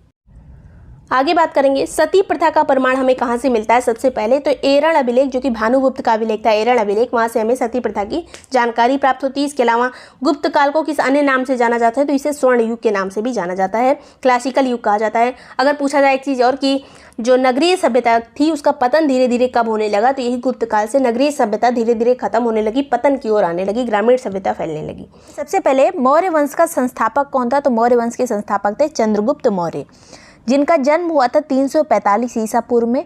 इनका कुछ और अन्य नाम है जो एग्जाम में पूछे जाते हैं, जैसे सेंड्रोकोट्स, एंड्रोकोट्स, ये सभी चंद्रगुप्त मौर्य के ही नाम है। और इन नामों की पहचान किसने की थी? तो ये नाम जो है हमें यूरोपीय ग्रंथों में मिलते हैं और इसकी पहचान विलियम जोन्स ने की थी। उन्होंने कहा था कि ये जो नाम है सेंड्रोकोट्स वगैरह ये सब चंद्रगुप्त मौर्य के नाम है। आगे बात करेंगे, चंद्रगुप्त मौर्य के गुरु का क्या नाम है जिनके दम पर इन्होंने जो मौर्य वंश की स्थापना की थी? तो उनका नाम है कौटिल्य, या फिर इन्हीं को चाणक्य भी कहा जाता है, इन्हीं को विष्णुगुप्त भी कहा जाता है। तो ये सभी चाणक्य के ही नाम है, कौटिल्य के ही नाम है। आगे बात करेंगे, चंद्रगुप्त मौर्य ने राजगद्दी कब हासिल की? राज्याभिषेक कब हुआ था? तो 322 ईसा पूर्व में। ये डेट काफ़ी इंपॉर्टेंट है। राजगद्दी कब संभाली चंद्रगुप्त मौर्य ने? तो 322 ईसा पूर्व में संभाली थी। किस धर्म को मानने वाले थे चंद्रगुप्त मौर्य? तो जैन धर्म को मानने वाले थे। अभी आगे बात करेंगे, इन्होंने इनकी जो मृत्यु हुई थी वो जैन विधि से ही हुई थी। जैन में एक विधि होती है सल्लेखना, जिसमें उपवास रखा जाता है, उसके बाद मृत्यु हो जाती है। तो ये जैन धर्म को मानने वाले थे। आगे बात करते हैं, मौर्य वंश के स्रोत क्या क्या है, कहाँ से हमें मौर्य वंश के बारे में जानकारी प्राप्त होती है? तो सबसे पहला और सबसे महत्वपूर्ण जो स्रोत है वो है अर्थशास्त्र। अब अर्थशास्त्र में किसी भी तरह से जो इकोनॉमिक्स है उसके बारे में नहीं लिखा हुआ है, इसमें राजनीति के बारे में बताया गया है कि मौर्य समाज के टाइम पे वहाँ की राजनीति किस तरह की थी। इसके लेखक हैं कौटिल्य यानी चाणक्य। इसके बाद दूसरी पुस्तक है इंडिका। इंडिका किसने लिखी है? तो मेगास्थनीज ने लिखी है, जो कि आया था, ये विदेशी एक राजदूत था जो कि इंडिया में आया था चंद्रगुप्त मौर्य के दरबार में। आगे बात करेंगे, मुद्रा राक्षस, ये एक किताब है जो लिखी है विशाख दत्त ने। मुद्रा राक्षस किसकी पुस्तक है? विशाख दत्त की। ये मैचिंग में भी आ सकता है लेखक के नाम। इसके अलावा बौद्ध ग्रंथों से, जैन ग्रंथों से भी हमें मौर्य साम्राज्य की जानकारी प्राप्त होती है। अशोक के अभिलेख जो काफ़ी ज़्यादा संख्या में है, उनसे मौर्य वंश की प्रॉपर जानकारी, किस तरह का प्रशासन था, सब अशोक के अभिलेख से जानकारी प्राप्त होती है। अब चंद्रगुप्त मौर्य की जाति के बारे में काफ़ी ज़्यादा धारणाएं हैं। जैसे कुछ जो ग्रंथ हैं उन्होंने माना है कि चंद्रगुप्त मौर्य शूद्र थे, बाद में ये राजा बने, उसके बाद तो क्षत्रिय सभी कहलाते हैं, लेकिन ये पहले शूद्र थे। इसके अलावा अगर बौद्ध और जैन ग्रंथों की बात करें तो सिर्फ इसमें बौद्ध और जैन ग्रंथों में ही, जिसे सिंगली ग्रंथ भी कहते हैं, जो सिंगली ग्रंथ दीपवंश, महावंश, उसमें चंद्रगुप्त मौर्य को क्षत्रिय बताया गया है। इनके अलावा जितनी भी चीज़ें जैसे मुद्रा राक्षस, इसमें चंद्रगुप्त मौर्य को शूद्र बताया गया है। आगे बात करते हैं, चंद्रगुप्त मौर्य ने नंद वंश के अंतिम शासक को पराजित किया था जिसका नाम क्या था? घनानंद। चंद्रगुप्त मौर्य ने किस वंश के शासक को हराया था? तो अंतिम शासक नंद वंश का था घनानंद। उसको पराजित करके फिर इन्होंने मौर्य वंश की स्थापना की थी। अब राजगद्दी कब हासिल की थी? जो हमने अभी बात की थी 322 ईसा पूर्व में। उसके बाद एक और घटना इंपॉर्टेंट है, यहाँ पे देखिए उल्टा चलेगा। 322 ईसा पूर्व में राजगद्दी संभाली, उसके बाद 305 ईसा पूर्व में सेल्यूकस निकेटर को इन्होंने हराया था। सेल्यूकस निकेटर एक यूरोपी था, उसको हराया था, यूनानी था, उसको हराया था 305 ईसा पूर्व में। आगे बात करेंगे, इसको हराने के बाद क्या क्या चीज़ें चंद्रगुप्त मौर्य को प्राप्त हुई। तो सेल्यूकस निकेटर ने अपनी पुत्री कार्नेलिया का विवाह चंद्रगुप्त मौर्य से कर दिया था। इसके अलावा कुछ प्रांत भी दिए थे। मेगास्थनीज को राजदूत बना के चंद्रगुप्त मौर्य के दरबार में भेजा था। काबुल का प्रांत, कंधार, हेरात, मकरान, ये सभी चंद्रगुप्त को मिल गया था। इसके अलावा कुछ ग्रंथों में कहा जाता है कि चंद्रगुप्त मौर्य ने यहाँ पे सेल्यूकस निकेटर को भी कुछ हाथी दिए थे दान में। दान में क्या मतलब कह सकते हैं? मतलब दिए थे उपहार स्वरूप सेल्यूकस निकेटर को। हाथी किसने दिए थे? चंद्रगुप्त मौर्य ने दिए थे और चंद्रगुप्त मौर्य को ये चीज़ें प्राप्त हुई थी। आगे बात करते हैं 398 ईसा पूर्व में श्रवण बेलगोला में, जो कि कर्नाटक में स्थित है, बाहुबली की एक मूर्ति है। वहाँ पे संलेखना विधि द्वारा मतलब उपवास के द्वारा चंद्रगुप्त मौर्य की मृत्यु हो जाती है। तो ये चंद्रगुप्त मौर्य के बारे में थोड़ा सा शॉर्ट में है। अगला जो मौर्य वंश का शासक है वो है बिंदुसार। यहाँ पे बिंदुसार लिखा है, बिंबिसार नहीं लिखा है। बिंबिसार हर्यक वंश में था, जो हमें यहाँ पे नहीं पढ़ना है। यहाँ पे बात करेंगे बिंदुसार की, जो कि चंद्रगुप्त का उत्तराधिकारी था। चंद्रगुप्त मौर्य का उत्तराधिकारी कौन था? बिंदुसार। इन्होंने राजगद्दी कब संभाली थी? तो 398 ईसा पूर्व में। ज़्यादा चीज़ें इनके बारे में इंपॉर्टेंट नहीं है। चंद्रगुप्त मौर्य इंपॉर्टेंट था, अशोक तो सबसे ज़्यादा इंपॉर्टेंट है, उसके बारे में आपके टॉपिक में भी लिखा हुआ है। आगे बात करेंगे जो बिंदुसार थे, इनके अन्य नाम क्या क्या हैं? तो बिंदुसार का अन्य नाम था अमित्रघात। अमित्रघात का मतलब होता है शत्रु विनाशक। इसके अलावा भद्रसार भी कहा जाता था बिंदुसार को, जो कि वायु पुराण में इन्हें भद्रसार कहा गया है। सिंहसेन भी बिंदुसार की ही एक उपाधि थी। आगे बात करेंगे ये बिंदुसार जो है किस धर्म को मानने वाले थे? तो ये आजीवक संप्रदाय को मानते थे। बिंदुसार के बारे में एक और जो चीज़ इंपॉर्टेंट है कि बिंदुसार के समय में सीरिया का शासक था एंटियोकस। अब एंटियोकस से बिंदुसार का जो है पत्र व्यवहार चलता था। तो पत्र के माध्यम से 3 चीज़ें मांगी थी बिंदुसार ने। पहला था सूखी अंजीर, दूसरा अंगूरी मदिरा, तीसरा था दार्शनिक। तो ये 3 चीज़ें मांगी थी बिंदुसार ने, किससे? एंटियोकस से, सीरिया के शासक से। अब 2 चीज़ें तो बिंदुसार को उन्होंने दे दी थी, सूखी अंजीर, अंगूरी मदिरा, लेकिन दार्शनिक देने से मना कर दिया था और कहा था कि ये हमारी पॉलिसी में नहीं, मतलब हमारा जो सिस्टम है शासन का उसमें दार्शनिक को हम लोग नहीं देते हैं। तो 2 चीज़ें मिली थी, एक चीज़ नहीं मिली। क्या क्या मांगा था ये आपसे क्वेश्चन में पूछा जा सकता है। आगे बात करेंगे एंटियोकस का राजदूत जो कि बिंदुसार के दरबार में आया था, उसका क्या नाम था? तो एंटियोकस ने एक राजदूत भी भेजा था जिसका नाम था डायमिकस। किसके दरबार में आया था पूछा जा सकता है? डायमिकस आया था बिंदुसार के दरबार में। बिंदुसार के समय में एक विद्रोह हुआ था जो काफ़ी फेमस है, वो है तक्षशिला का विद्रोह। अब तक्षशिला के विद्रोह को दबाने के लिए कौन गया था? तो सुसीम गया था, जो कि बिंदुसार का बेटा था। तो पहले सुसीम को भेजा गया, वो पूरी तरह से विद्रोह का दमन नहीं कर पाया, तो दोबारा किसे भेजा गया? अशोक को भेजा गया, जो कि बिंदुसार का बेटा था, जो काफ़ी ज़्यादा इंपॉर्टेंट है। और जिस टाइम पे इसे विद्रोह दबाने के लिए भेजा गया था उस टाइम पे ये राज्यपाल था। कहाँ का राज्यपाल था? अशोक अवंती का राज्यपाल था। जिस टाइम ये तक्षशिला का विद्रोह दबाने के लिए गया उस टाइम पे ये अवंती का राज्यपाल था अशोक। आगे बात करते हैं अब अशोक के बारे में। ये सभी चीज़ें आपको बार बार रिवाइज करनी पड़ेगी। ये चीज़ें अगर आपको इंग्लिश मीडियम में देखनी हो तो एक चैनल है जो अच्छा है, कोड लर्निंग नाम से एक चैनल है, वहाँ पे आप जाके चीज़ें देख सकते हैं। आगे बात करेंगे सबसे प्रमुख जो शासक है वो है अशोक। और ये अशोक जो शासक है कब से कब तक रहा, इसका टाइम पीरियड इंपॉर्टेंट है। 273 से 232 ईसा पूर्व तक अशोक का शासनकाल रहा था। अब इसकी माता का नाम, पिता का नाम, ये सभी चीज़ें इसके बारे में इंपॉर्टेंट है। तो पिता का नाम अशोक के था बिंदुसार, अशोक महान कहा जाता है। इसके अलावा माता का नाम था सुभद्रांगी। पत्नी का नाम क्या था अशोक की? तो पहली पत्नी थी यहाँ पे असंगमित्रा, फिर महादेवी, पद्मावती, तक्षरक्षिता। इसके अलावा करुवाकी। करुवाकी का जो उल्लेख है वो हमें प्रयागराज के अभिलेख से भी प्राप्त हुआ है। करुवाकी के बारे में पूछा जा सकता है। रानी का अभिलेख कहाँ पे मिला है? तो यही रानी है करुवाकी, जिनका अभिलेख हमें प्रयागराज से प्राप्त होता है। अगला बात करेंगे पुत्री का क्या नाम था अशोक की? तो संघमित्रा नाम था, संघमित्रा लिखा हुआ है ये। इसके अलावा चारुमती भी इनकी पुत्री थी अशोक की। पुत्र का नाम, तो कई पुत्रों के उल्लेख हैं। तो कुलाड़, एक महेंद्र, जालक और तीवर। ये तीवर का उल्लेख भी प्रयागराज वाले भी अभिलेख में किया गया है। करुवाकी का उल्लेख और तीवर का उल्लेख हमें कहाँ से प्राप्त होता है? तो प्रयागराज के अभिलेख से प्राप्त होता है, जो कि अशोक का अभिलेख है। आगे बात करेंगे अब अशोक को राजगद्दी जो प्राप्त हुई थी वो 273 ईसा पूर्व में प्राप्त हुई थी। और कहा जाता है कि अशोक ने अपने 99 भाइयों का वध करके ये राजगद्दी प्राप्त की थी। उसके बाद वास्तविक राज्याभिषेक कब होता है अशोक का? तो 269 ईसा पूर्व में। ये एक मान्यता है जो कहीं कहीं पे लिखी हुई है। तो राज्याभिषेक वास्तविक रूप में अशोक का कब हुआ था? 269 ईसा पूर्व में, 269 ईसा पूर्व में। आगे बात करेंगे अन्य नाम अशोक के क्या क्या हैं। तो पहला नाम है यहाँ पर देवा नाम पिए। अशोक वर्धन पुराणों में कहा गया है अशोक को। बुद्ध शाक्य मास्की के अभिलेख में कहा गया है। तो ये सभी नाम मिलते हैं अशोक के अलग अलग। अशोक नाम बहुत कम जगह पे मिला है, इसीलिए ये पूछा जाता है। जो चीज़ें कम रहती हैं वो एग्जाम में पूछ ली जाती हैं। अब अशोक का नाम अशोक कहाँ से मिला है, ये चीज़ें पूछी जा सकती हैं। तो मास्की के अभिलेख से मिला है, गुर्जरा के अभिलेख से मिला है, ज़्यादा यही दोनों पूछे जाते हैं। इसके अलावा नेतुर से भी अशोक का नाम अशोक मिलता है, उदय गोलम से भी मिलता है। तो ये अभिलेख है जहाँ से अशोक का नाम अशोक मिलता है, मास्की, गुर्जरा, नेतुर और उदय गोलम। आगे बात करेंगे कलिंग विजय, कलिंग आक्रमण कब किया था अशोक ने, तो 261 ईसा पूर्व में किया था, 261 ईसा पूर्व। अपने राज्याभिषेक के 8 वर्ष बाद मतलब 9वें वर्ष में इन्होंने कलिंग पर चढ़ाई की थी। कलिंग की राजधानी पूछी जा सकती है, तो कलिंग की राजधानी थी तोसली, कलिंग की राजधानी तोसली।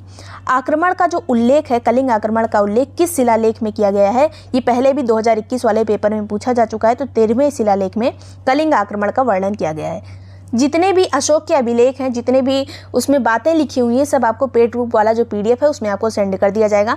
आगे बात करते हैं, यहीं से इनका हृदय परिवर्तन हुआ था, जहाँ पे कलिंग आक्रमण होने के बाद जब बहुत सारे लोगों की मृत्यु हुई तो यहीं से अशोक का हृदय परिवर्तन हो गया और उनका झुकाव जो है बौद्ध धर्म की ओर हो गया। अब बात करते हैं यहाँ पे अशोक को दीक्षा किसने दी थी बौद्ध धर्म में, तो एक भिक्षु थे, बौद्ध भिक्षु, जिनका नाम है उपगुप्त। ये नाम पूछा जा सकता है। जो दीक्षा देने वाले जो भिक्षु थे उनका नाम था उपगुप्त। इसके अलावा अशोक की बौद्ध यात्रा कहाँ कहाँ पे हुई, तो सबसे पहले क्रम भी यही सेम है। पहले ये बोध गया गए थे, उसके बाद कुशीनगर गए थे, फिर लुम्बिनी गए थे, फिर कपिलवस्तु, फिर सारनाथ, फिर श्रावस्ती। तो क्रम भी याद रखना है। अगर कोई आप बड़ा एग्जाम में भी अपीयर हो रहे हैं तो क्रम वहाँ पे इंपॉर्टेंट होता है। PET के एग्जाम के लिए आपको इस तरह से क्वेश्चन पूछा जा सकता है कि अशोक ने कहाँ की यात्रा नहीं की थी, तो बोध गया की थी, कुशीनगर की, लुम्बिनी की, कपिलवस्तु की, सारनाथ की, श्रावस्ती की। इसके अलावा अयोध्या वगैरह आ जाए तो वो गलत होगा। आगे बात करते हैं, अशोक ने लुम्बिनी यात्रा जो राज्याभिषेक की मतलब कितने वर्ष बाद की थी, कौन से वर्ष में की थी, तो राज्याभिषेक के 20वें वर्ष अशोक ने लुम्बिनी की यात्रा की थी। अब लुम्बिनी की यात्रा क्यों इंपॉर्टेंट है, क्योंकि लुम्बिनी में गौतम बुद्ध का जन्म हुआ था। लुम्बिनी कहाँ पे है, अगर वर्तमान में बात की जाए तो नेपाल में स्थित है। आगे बात करेंगे, अशोक ने कहाँ पे टैक्स कम कर दिया था, टैक्स कम करके 1/8 कर दिया था, तो 8वां भाग कहाँ पे कर दिया था, तो लुम्बिनी में ही कर दिया था, क्योंकि यहाँ पे बुद्ध का जन्म हुआ था। अब यहाँ पे जो टैक्स कम करने की बात है ये हमें अशोक के किस अभिलेख से प्राप्त होती है, तो अशोक का जो सबसे छोटा अभिलेख है जिसका नाम है रुम्मिनदेही अभिलेख, जो कि लुम्बिनी में स्थित है, वहीं से हमें ये जानकारी प्राप्त होती है कि यहाँ पे टैक्स कम किया गया था। आगे बात करते हैं, अशोक द्वारा आजीवकों के लिए, आजीवक संप्रदाय के लिए बराबर नामक पहाड़ी पर 4 गुफाएं बनाई गई थी। इन चारों गुफाओं के नाम इंपॉर्टेंट है, एकदम रट लीजिएगा, 2-3 बार पढ़ लीजिए। लोमस गुफा, कर्ण चौपार गुफा, सुदामा गुफा और विश्व झोपड़ी गुफा। लोमस, कर्ण चौपार, सुदामा और विश्व झोपड़ी, ये 4 गुफाएं इन्होंने दान की थी आजीवकों को। कौन सी पहाड़ी पर, बराबर नामक पहाड़ी पर। आगे बात करते हैं अशोक के अभिलेख। ये 3 तरह के अभिलेख हैं, पहला तो शिलालेख है, दूसरा है स्तंभ लेख, तीसरा गुहालेख, मतलब गुफाओं में जो लेख होता है उसे गुहालेख कहा जाता है।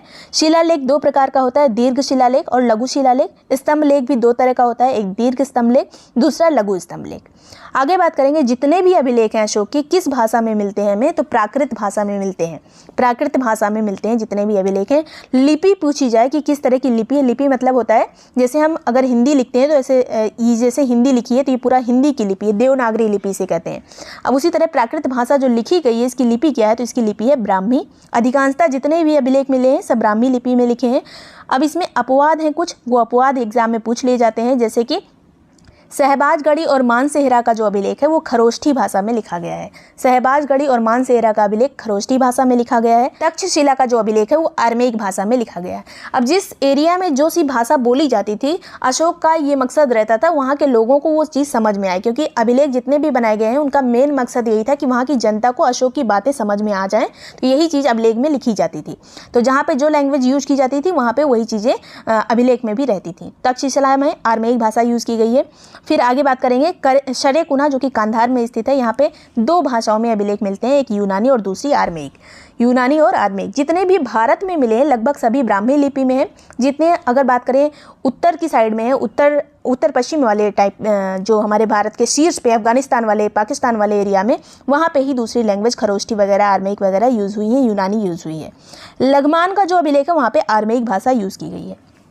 तो ये सभी चारों पता होना चाहिए, सहबाजगढ़ी और मानसेहरा खरोष्ठी भाषा, तक्षशिला आर्मेयिक, शरेकुना जो कि कंधार में स्थित है यूनानी और आर्मेयिक दोनों भाषाएं यहाँ पे यूज़ की गई हैं। लगमान में आर्मेयिक भाषा यूज़ की गई है। आगे बात करेंगे अशोक के अभिलेख की खोज किसने की थी। सबसे पहले अगर बात करें तो पाटेदी फेलेंथर ने इसकी खोज की थी। कब की थी? 1750 में। 1750 में पाटेदी फेलेंथर ने इसकी खोज की थी। पढ़ा किसने था सबसे पहली बार अशोक के अभिलेखों को, जो कि ब्राह्मी लिपि में लिखे गए हैं, तो ये जेम्स प्रिंसेप ने पढ़ा था 1837 में, 1837 में। याद रखना ये वाला नाम, जेम्स प्रिंसेप ने पढ़ा था 1837 में। मौर्य वंश का अगर बात करें अंतिम शासक कौन था, तो मौर्य वंश का अंतिम शासक था बृहद्रथ। अब इसमें जो शिलालेख में जो बातें लिखी गई हैं वो सभी आपको PDF फॉर्म में जो आपको पेड ग्रुप में भेजी जाएंगी वो सभी उसमें दे दिया जाएगा, क्योंकि यहाँ पे अगर आप पढ़ेंगे, अगर वीडियो से देखेंगे तो उतना चीज़ें उसमें समझ में नहीं आएंगी, आपको वो चीज़ें खुद ही पढ़नी पड़ेंगी, खुद ही रटनी पड़ेंगी। तो वहाँ से देख लीजिएगा। वीडियो पसंद आया हो तो लाइक और सब्सक्राइब कर लीजिएगा। आगे चलते हैं। यहाँ पे वैदिक शब्द किससे बना हुआ है? तो वैदिक शब्द वेद से बना है। वेद का अर्थ क्या होता है? ज्ञान। वेद का अर्थ होता है ज्ञान। वैदिक सभ्यता किस सभ्यता के बाद में आई? तो इससे पहले हमने एक और वीडियो देखा था जो कि पीडी की प्लेलिस्ट में ही आपको मिल जाएगा, सिंधु घाटी सभ्यता। तो वैदिक सभ्यता के पहले आई थी सिंधु घाटी सभ्यता। सिंधु घाटी सभ्यता किस तरह की सभ्यता थी? तो ये थी नगरीय सभ्यता। जबकि अगर पूछा जाए वैदिक सभ्यता किस तरह की सभ्यता है, नगरीय है या फिर ग्रामीण, तो ये है ग्रामीण सभ्यता। वैदिक सभ्यता ग्रामीण थी, सिंधु घाटी सभ्यता जो पहले आ चुकी थी वो थी नगरीय सभ्यता। आगे चलते हैं। वैदिक संस्कृति को मानने वाले क्या कहलाते हैं? तो इन्हें आर्य कहा जाता है। आर्य का अगर अर्थ पूछा जाए तो इसका अर्थ होता है श्रेष्ठ व्यक्ति या फिर उत्तम व्यक्ति। जो यहाँ पे चीज़ें बताई जा रही है, एक एक लाइन सभी इंपॉर्टेंट है, ध्यान से देखिएगा। अब वैदिक काल को दो पार्ट में डिवाइड किया गया है। एक होता है ऋग वैदिक काल जो पहले आया था, दूसरा है उत्तर वैदिक काल। अब ऋग वैदिक काल में केवल एक ही वेद लिखा गया था जिसका नाम था ऋग्वेद, और बाकी जो वेद हैं वो उत्तर वैदिक काल में लिखे गए थे।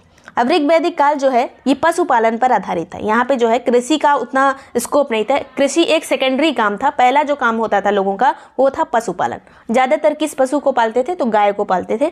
अगर उत्तर वैदिक काल की बात करें जो कि बाद में आया था, उसमें पशुपालन जो है सेकेंडरी हो गया था, इसमें कृषि भी ऐड हो गया था। तो कृषि किस में आ गया था? ज़्यादातर किस में यूज़ होता है? अगर बात की जाए ऋग वैदिक और उत्तर वैदिक में, तो उत्तर वैदिक में कृषि को महत्ता दी जाने लगी। अब ऋग वैदिक काल कब से कब तक था? तो 1500 ईसा पूर्व से लेके 1000 ईसा पूर्व तक। 1500 से 1000 ईसा पूर्व तक। ईसा पूर्व हम क्यों बात कर रहे हैं? क्योंकि ये ईसा मसीह के जन्म के पहले की बात हो रही है। तो 1500 से 1000 ईसा पूर्व ऋग वैदिक काल चला था। उत्तर वैदिक काल 1000 ईसा पूर्व से 600 ईसा पूर्व चला था। ये हमने पिछले वीडियो में ही बात कर ली थी कि ईसा मसीह के पहले जो सन चलते थे वो उल्टे चलते थे। तो उत्तर वैदिक काल 1000 से 600 ईसा पूर्व। अगर टोटल पूछा जाए कि वैदिक काल कब से कब तक था, तो 1500 ईसा पूर्व से लेके 600 ईसा पूर्व तक। आगे चलेंगे। अब यहाँ पे चारों वेद देख लेते हैं। इनके पुरोहितों के नाम पूछे जाते हैं, इनके ब्राह्मण के नाम पूछे जाते हैं। तो एक पुरोहित होता है, एक ब्राह्मण होता है। तो वैदिक काल का जो पहला जो वेद कौन सा है? तो ऋग्वेद है पहला वेद। इसके जो पुरोहित का नाम है वो है होता। अभी ये मैचिंग में आ सकता है, इधर उधर करके इसको लिखा जा सकता है, उसके बाद मैचिंग आपको मैच करना होगा। तो ऋग्वेद के पुरोहित का नाम होता है होता।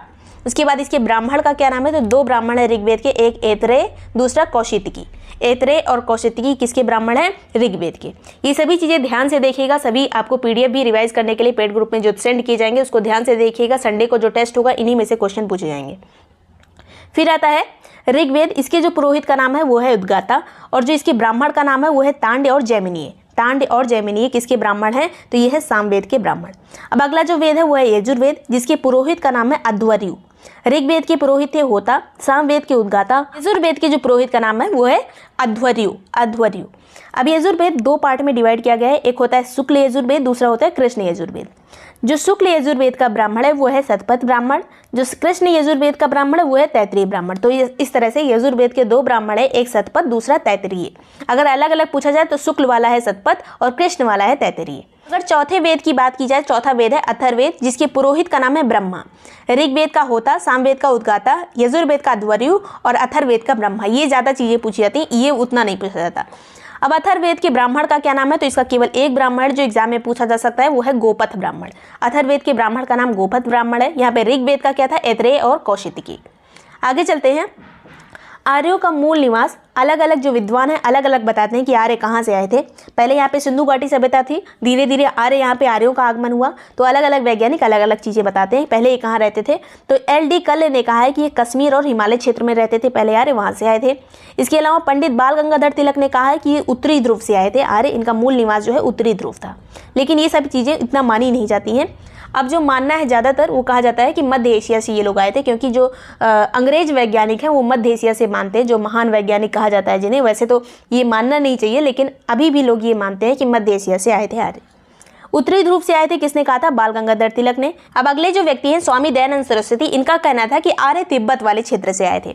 स्वामी दयानंद सरस्वती इसलिए इंपॉर्टेंट है क्योंकि वैदिक काल में इनका काफ़ी ज़्यादा योगदान है। बाद में इन्होंने बहुत प्रचार किया। इनका एक नारा भी था, वेदों की ओर लौटो।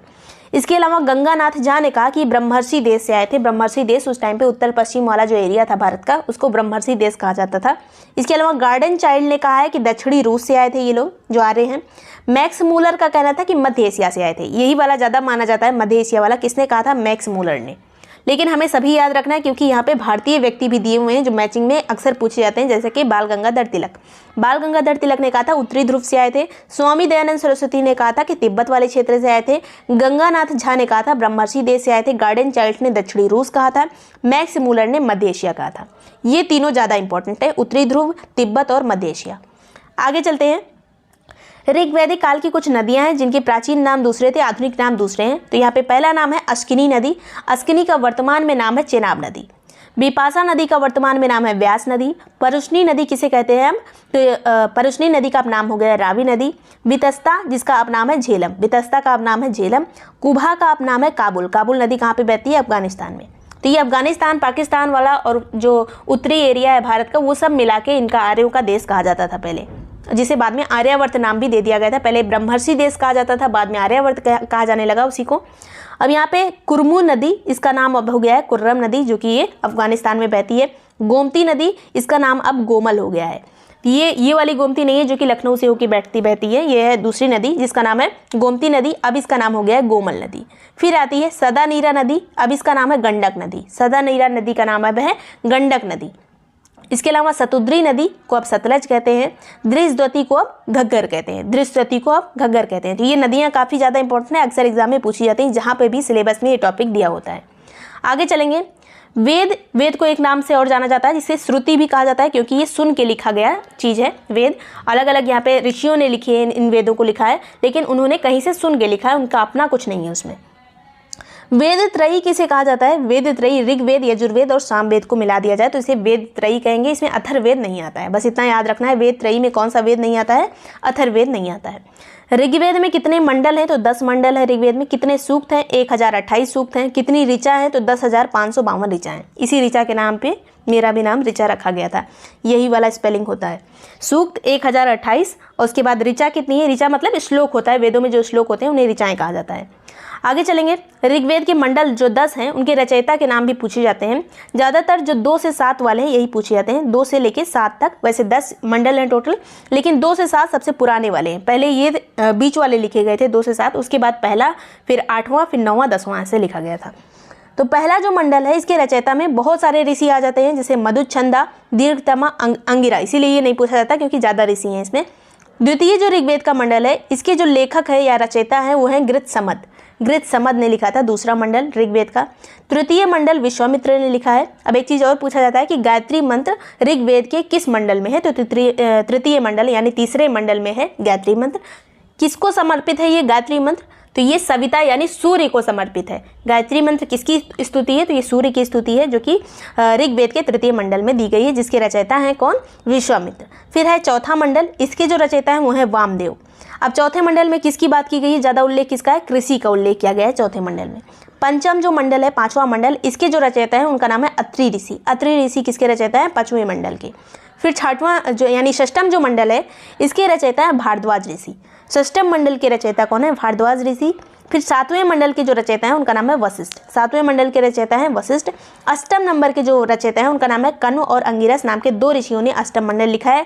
नवम मंडल सोम और अन्य ऋषियों ने लिखा है। इसीलिए अगर पूछा जाए सोम जो यानी जो सोम उस टाइम पे कहा जाता था जो पवित्र पेय पदार्थ होता था, तो सोम का वर्णन किसमें है, 9वें मंडल में। 10वां जो मंडल है इसको अनेक ऋषियों ने मिलकर लिखा था और वर्ण व्यवस्था का वर्णन इसी वाले मंडल में है, 10वें मंडल में, जो एक विराट पुरुष की कल्पना की गई थी, जो कहा गया था कि अलग अलग कर्मों के हिसाब से अलग अलग वर्ण होना चाहिए। अभी हम आगे देखेंगे 10वें मंडल में ही वर्ण व्यवस्था की बात की गई थी। आगे चलेंगे। अब ऋग्वैदिक समाज किस तरह का समाज था, तो पितृसत्तात्मक समाज था, मतलब जो मेन मुखिया होता था वो कोई मेल होता था। इसके अलावा महिलाओं को भी लेकिन उचित सम्मान प्राप्त था। ऋग्वैदिक काल की बात करें तो महिलाओं को उचित सम्मान प्राप्त था। परिवार किस तरह का होता था, तो संयुक्त परिवार होता था, सब लोग साथ में रहते थे। विवाह एक पत्नी तो होता था, मतलब एक ही पत्नी होती थी किसी व्यक्ति की, कई सारी पत्नियां नहीं होती थी। वर्ण व्यवस्था जो है, वर्ण व्यवस्था का वर्णन किसमें, तो पुरुष सूक्त में आता है 10वें मंडल में, जैसे अभी हमने बात की ऋग्वेद के 10वें मंडल में है वर्ण व्यवस्था। 10वें मंडल के किस सूक्त में अगर पूछ लिया जाए इतना डीप में, तो पुरुष सूक्त में आता है वर्ण व्यवस्था। अब वर्ण व्यवस्था में जो विराट पुरुष की कल्पना की गई है और कहा गया जो इसका मुख होता है वो होता है ब्राह्मण, भुजा जो होगी वो है क्षत्रिय, जांग है इसकी वैश्य, और एक पैर जो होता है, जो इंसान का पैर होता है वो क्या है, शूद्र। अब ये सभी जो वर्ण व्यवस्था ये कर्म के आधार पर डिसाइड हुई थी, जो जिसका जैसा काम होगा, ऋग वैदिक काल में अगर कोई व्यक्ति जो पढ़ाई वगैरह कराता है, बच्चों को पढ़ाता है, तो उसे ब्राह्मण कहा जाता था। अगर उसका बेटा कोई भी उस तरह का काम करे, जैसे कि जो वणिक काम करते हैं, जैसे व्यापारी वगैरह बन जाए, तो वो वैश्य हो जाएगा। मतलब कर्म के आधार पर डिसाइड होता था। लेकिन जैसे जैसे ये व्यवस्था बदलती गई, ऋग वैदिक काल के बाद उत्तर वैदिक काल आया, तो ये सब परमानेंट हो गया। जो जिसका बेटा होगा, जो जिस वर्ण का होगा, उसका बेटा भी उसी वर्ण का होगा। तो ये सब आगे जाके बदलने लगा। पहले सब कर्म आधारित था। आगे चलते हैं। स्त्रियां यज्ञ में भाग लेती थी। ऋग वैदिक काल की बात की जाए तो स्त्रियां जो है यज्ञ में भाग लेती थी, उनको शिक्षा की अनुमति थी, लड़कियों का उपनयन संस्कार भी किया जाता था। सब चीज़ अच्छा था इस टाइम पे। ऋग वैदिक काल में विधवा विवाह होता था, प्रचलित था। बाल विवाह, सती प्रथा का प्रचलन नहीं था। बाल विवाह नहीं होता था उस टाइम पे, सती प्रथा नहीं थी। तो ये सब दोष नहीं थे उस टाइम पे। ऋग्वेद में वर्णित प्रमुख स्त्रियां हैं जिन्होंने काफ़ी श्लोक वगैरह भी लिखे हैं। कौन कौन सी हैं? लोपामुद्रा, घोषा, सिक्ता, अपाला, विश्ववारा। तो ये स्त्रियां हैं जिनका उल्लेख ऋग्वेद में किया गया है।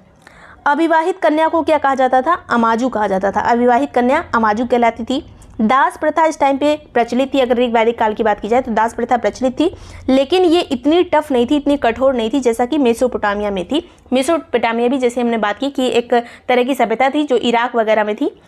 आगे बात करेंगे नियोग प्रथा। नियोग प्रथा क्या होती थी? तो महिला अगर उसका पति जो है वो मर गया हो तो उसका विवाह उसके देवर के साथ कर दिया जाता था। इसी को नियोग प्रथा कहा जाता था।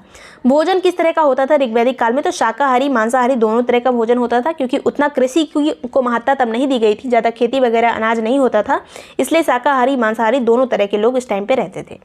अब विवाह के प्रकार क्या थे इस टाइम पे? तो दो तरह के विवाह होते थे, एक अनुलोम विवाह, दूसरा प्रतिलोम विवाह।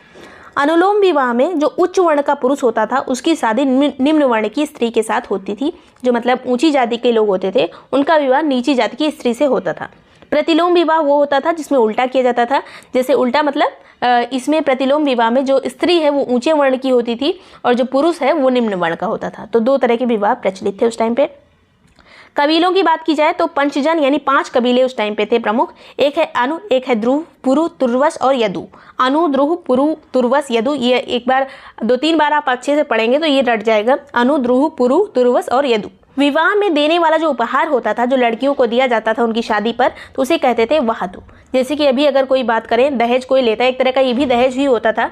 जैसे लोग कह देते हैं कि अपनी लड़की को जो देना होगा दे देना, तो उसी तरह का ये वहात है। एक तरह से वो पूरी तरह से दहेज ही होता है। आगे चलेंगे।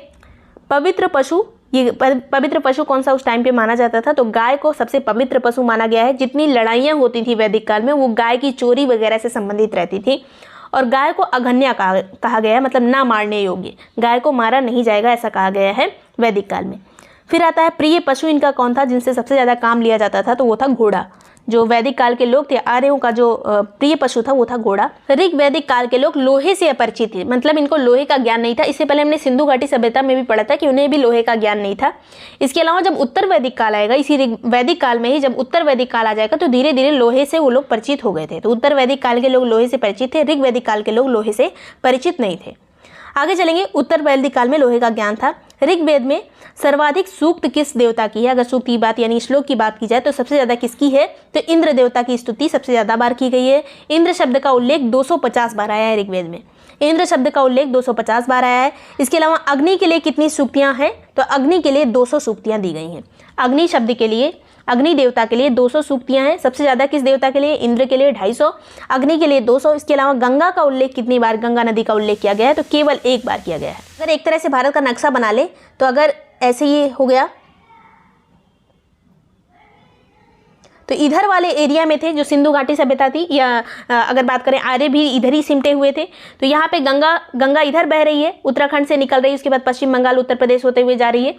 लेकिन जो गंगा का उल्लेख, इनसे ज़्यादा ये परिचित नहीं थे, गंगा से ज़्यादा परिचित नहीं थे, क्योंकि इधर बहुत कम आते थे आर्य, इसलिए केवल 1 ही बार उल्लेख किया गया है गंगा का ऋग्वेद में। यमुना का उल्लेख 3 बार किया गया है। यमुना का उल्लेख 3 बार किया गया है।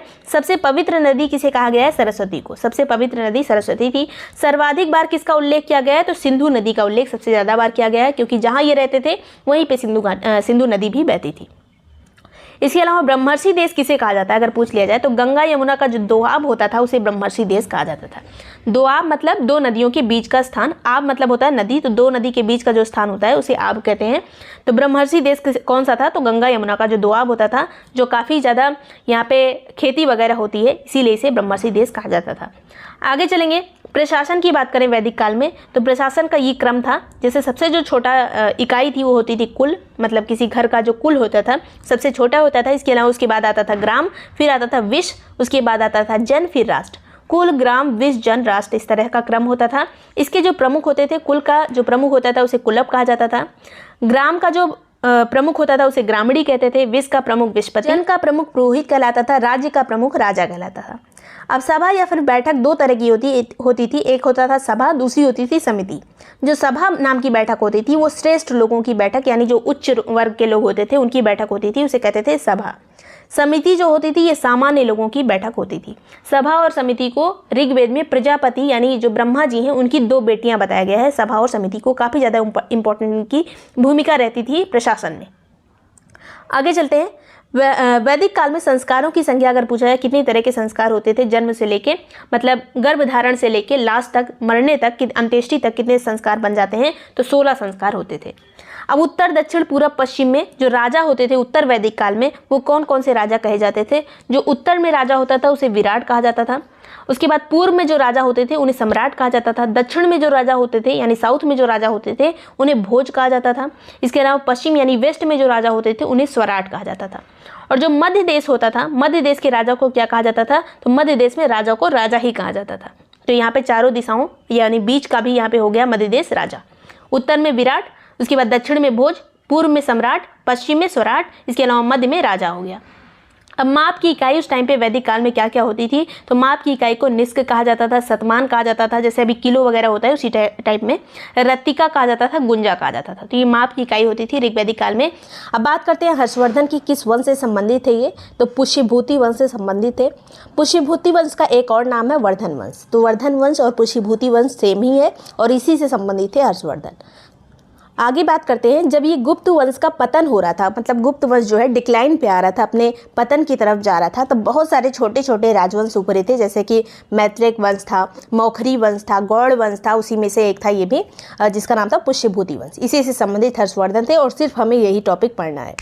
तो पहले ये जो पुष्यभूति वंश के लोग थे वो गुप्तों के सामंत थे, मतलब गुप्तों के अंडर थे। बाद में ये स्वतंत्र हुए। तो पुष्यभूति वंश का संस्थापक अगर पूछा जाए कौन था, तो पुष्यभूति था। इन्हीं के नाम पे इस वंश का नाम पुष्यभूति वंश पड़ा था। आगे बात करते हैं अन्य प्रमुख शासक पुष्यभूति वंश के कौन कौन से थे, इनका बस नाम हमें पढ़ना है। जैसे नरवर्धन थे, आदित्यवर्धन थे, प्रभाकर वर्धन थे। जो एक मेन व्यक्ति यहाँ पे मिलते हैं पहले वो है प्रभाकर वर्धन। अब वर्धन वंश का प्रमुख शासक जो प्रभाकर वर्धन है, इनके 3 बच्चे थे। पहला एक बेटा था जिसका नाम था राज्यवर्धन, फिर दूसरा बेटा था उसका नाम था हर्षवर्धन, एक बेटी थी जिसका नाम था राजश्री। राज्यवर्धन, हर्षवर्धन और राजश्री, 2 बेटे 1 बेटी थी इनकी प्रभाकर वर्धन की। आगे बात करेंगे, ये जो राजश्री हैं जो इनकी बेटी थी, इनका विवाह हुआ था मौखरी वंश के शासक ग्रहवर्मा से। ग्रहवर्मा से राजश्री का विवाह हुआ। ग्रहवर्मा का वध किसने किया था, तो ग्रहवर्मा को मारा था देवगुप्त ने, याद रखना है। उसके बाद ये जो राज्यवर्धन है इन्होंने बदला लिया, मतलब इनके जो बहन का जो बदला लिया वो किसने लिया, तो राज्यवर्धन ने जाके बदला लिया और देवगुप्त को मार दिया। देवगुप्त को मारकर किसने बहन का बदला लिया था, तो राज्यवर्धन ने। पहले राजश्री का विवाह ग्रहवर्मा से हुआ, ग्रहवर्मा को मारा देवगुप्त ने, देवगुप्त को किसने मारा, तो राजश्री के भाई राज्यवर्धन ने। उसके बाद फिर एक आया देवगुप्त का दोस्त, देवगुप्त को जिसको राज्यवर्धन ने मारा था उसका दोस्त आया और उसने राज्यवर्धन को मार दिया। तो कौन था इसका दोस्त, तो शशांक था। देवगुप्त का दोस्त आया शशांक जो कि गौड़ वंश का शासक था, उसने राज्यवर्धन को मार दिया। अब आगे बात करेंगे फिर क्या हुआ, इस शशांक को मारा किसने, तो हर्षवर्धन ने इसको मारा, इस शशांक को, क्योंकि इसने जो है राज्यवर्धन को मारा था, हर्षवर्धन के बड़े भाई को। तो इस तरह से शशांक जो है गौड़ वंश का शासक था, उसको किसने हराया, उसको हराया हर्षवर्धन ने। तो इस तरह से अभी हमें पढ़ना है जो वो है हर्षवर्धन। हर्षवर्धन का टाइम पीरियड अगर पूछा जाए तो 606 से 647 ईस्वी है, जब राजश्री जो है अकेली हो गई। तो राजश्री और हर्षवर्धन दोनों भाई बहन साथ में राज करते थे, साथ में राजगद्दी पर बैठते थे कन्नौज की। कन्नौज उस टाइम पे बहुत अच्छा माना जाता था, बहुत अच्छा क्षेत्र बन गया था, इसे महोदय श्री भी कहा जाता था। तो जो मेन क्षेत्र था हर्षवर्धन का वो था कन्नौज। अब हर्षवर्धन की उपाधियों के बारे में पूछा जाता है कि निम्न में से कौन सी हर्षवर्धन की उपाधि थी या फिर निम्न में से कौन सी हर्षवर्धन की उपाधि नहीं थी। तो कौन कौन सी उपाधियां थी यहाँ पे देख लेते हैं। परम भट्टारक थी, महाराजा धीराज की उपाधि धारण की थी, चक्रवर्ती कहा जाता था, सार्वभौम कहा जाता था, परमेश्वर कहा जाता था, परम माहेश्वर कहा जाता था, और जो सबसे इंपॉर्टेंट है हर्षवर्धन की उपाधि वो है शिलादित्य। शिलादित्य किसे कहा जाता था, हर्षवर्धन को कहा जाता था। आगे बात करेंगे, ह्वेनसांग किसके टाइम पे भारत आया था, किसके शासनकाल में? ये चीनी यात्री था। इससे पहले हमने फायान देखा था जो कि चंद्रगुप्त द्वितीय के शासनकाल में आया था, वो हमने पिछले वीडियो में देखा था। ह्वेनसांग आया था हर्षवर्धन के टाइम पे, वर्धन वंश में भारत आया था। ह्वेनसांग की एक प्रमुख रचना है, एक पुस्तक है जिसका नाम है सी यू की किसकी पुस्तक है? ह्वेनसांग की पुस्तक है, जो भारत से उसको जो भी अनुभव प्राप्त हुआ इसमें लिखा हुआ है। आगे बात करेंगे, ह्वेनसांग कब से कब तक भारत में रहा था? तो 629 से 645 ईस्वी तक भारत में रहा था और वो मुख्यतः आया था नालंदा में शिक्षा ग्रहण करने के लिए बौद्ध धर्म की, लेकिन बाद में यहाँ के राजा महाराजा से भी मिलने लगा था। ह्वेनसांग से ही प्रभावित होकर जो हर्षवर्धन था उसने बाद में बौद्ध धर्म ग्रहण कर लिया था। महायान शाखा जो बौद्ध धर्म की होती है, हमने बौद्ध वाले चैप्टर में कवर किया है इसे। तो महायान शाखा का अनुयायी बन गया था हर्षवर्धन ह्वेनसांग के प्रभाव में आके। आगे बात करेंगे ह्वेनसांग के अन्य नाम क्या क्या हैं। तो ह्वेनसांग को यात्रियों का राजकुमार कहा जाता है, नीति का पंडित कहा जाता है, वर्तमान शाक्य मुनि कहा जाता है। वर्तमान शाक्य मुनि दोनों लगेगा यहाँ पर, तभी उसे ह्वेनसांग माना जाएगा। अब शाक्य मुनि किसी और को भी कहा जाता है, जो हमने पिछले चैप्टर्स में पढ़ा है मौर्य वाले में, उसे जाके आप दोबारा से देख सकते हैं अगर अभी याद नहीं आ रहा है तो। ये सभी किसकी उपाधियाँ हो गई? ह्वेनसांग की उपाधियाँ हो गई।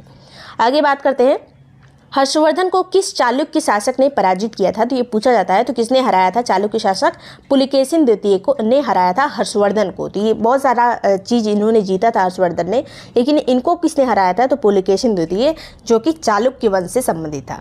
किस नदी के किनारे युद्ध हुआ था? नर्मदा नदी के किनारे युद्ध हुआ था, जिसमें हर्ष पराजित हुआ था।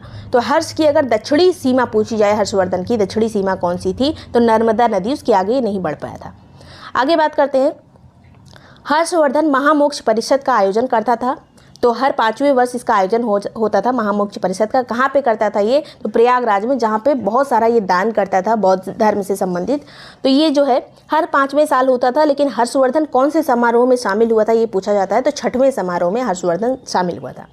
अब हर्षवर्धन का एक कवि था जिसके बारे में भी क्वेश्चन आता है, तो बाणभट्ट था इनका कवि, जिनकी 2 रचनाएं प्रसिद्ध हैं। पहली है हर्षचरित, दूसरी है कादम्बरी। बाणभट्ट की रचनाएं कौन कौन सी हैं? हर्षचरित और कादम्बरी।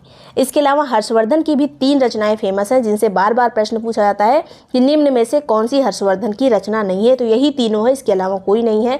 तो यहाँ पे पहली है प्रियदर्शिका, उसके बाद रत्नावली और नागानंद।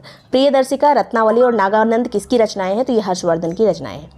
हर्ष के समय में जो सिंचाई वाला यंत्र होता था उसको क्या कहते थे? तो इसको कहते थे तुला यंत्र। हर्ष के समय में जो सूती वस्त्र का केंद्र होता था उसे कौन सा केंद्र था भारत में सूती वस्त्र का प्रमुख केंद्र? तो ये था मथुरा। तो चलिए शुरू करते हैं। पहले तो सिंधु घाटी सभ्यता के कई सारे नाम हैं। सिंधु घाटी सभ्यता ये नाम क्यों पड़ा? क्योंकि ये सिंधु नदी के किनारे पहली बार ये सभ्यता पाई गई थी, इसीलिए इसका नाम सिंधु घाटी सभ्यता है। अब इसके अन्य नाम भी हैं, जैसे पहला नाम है हड़प्पा सभ्यता।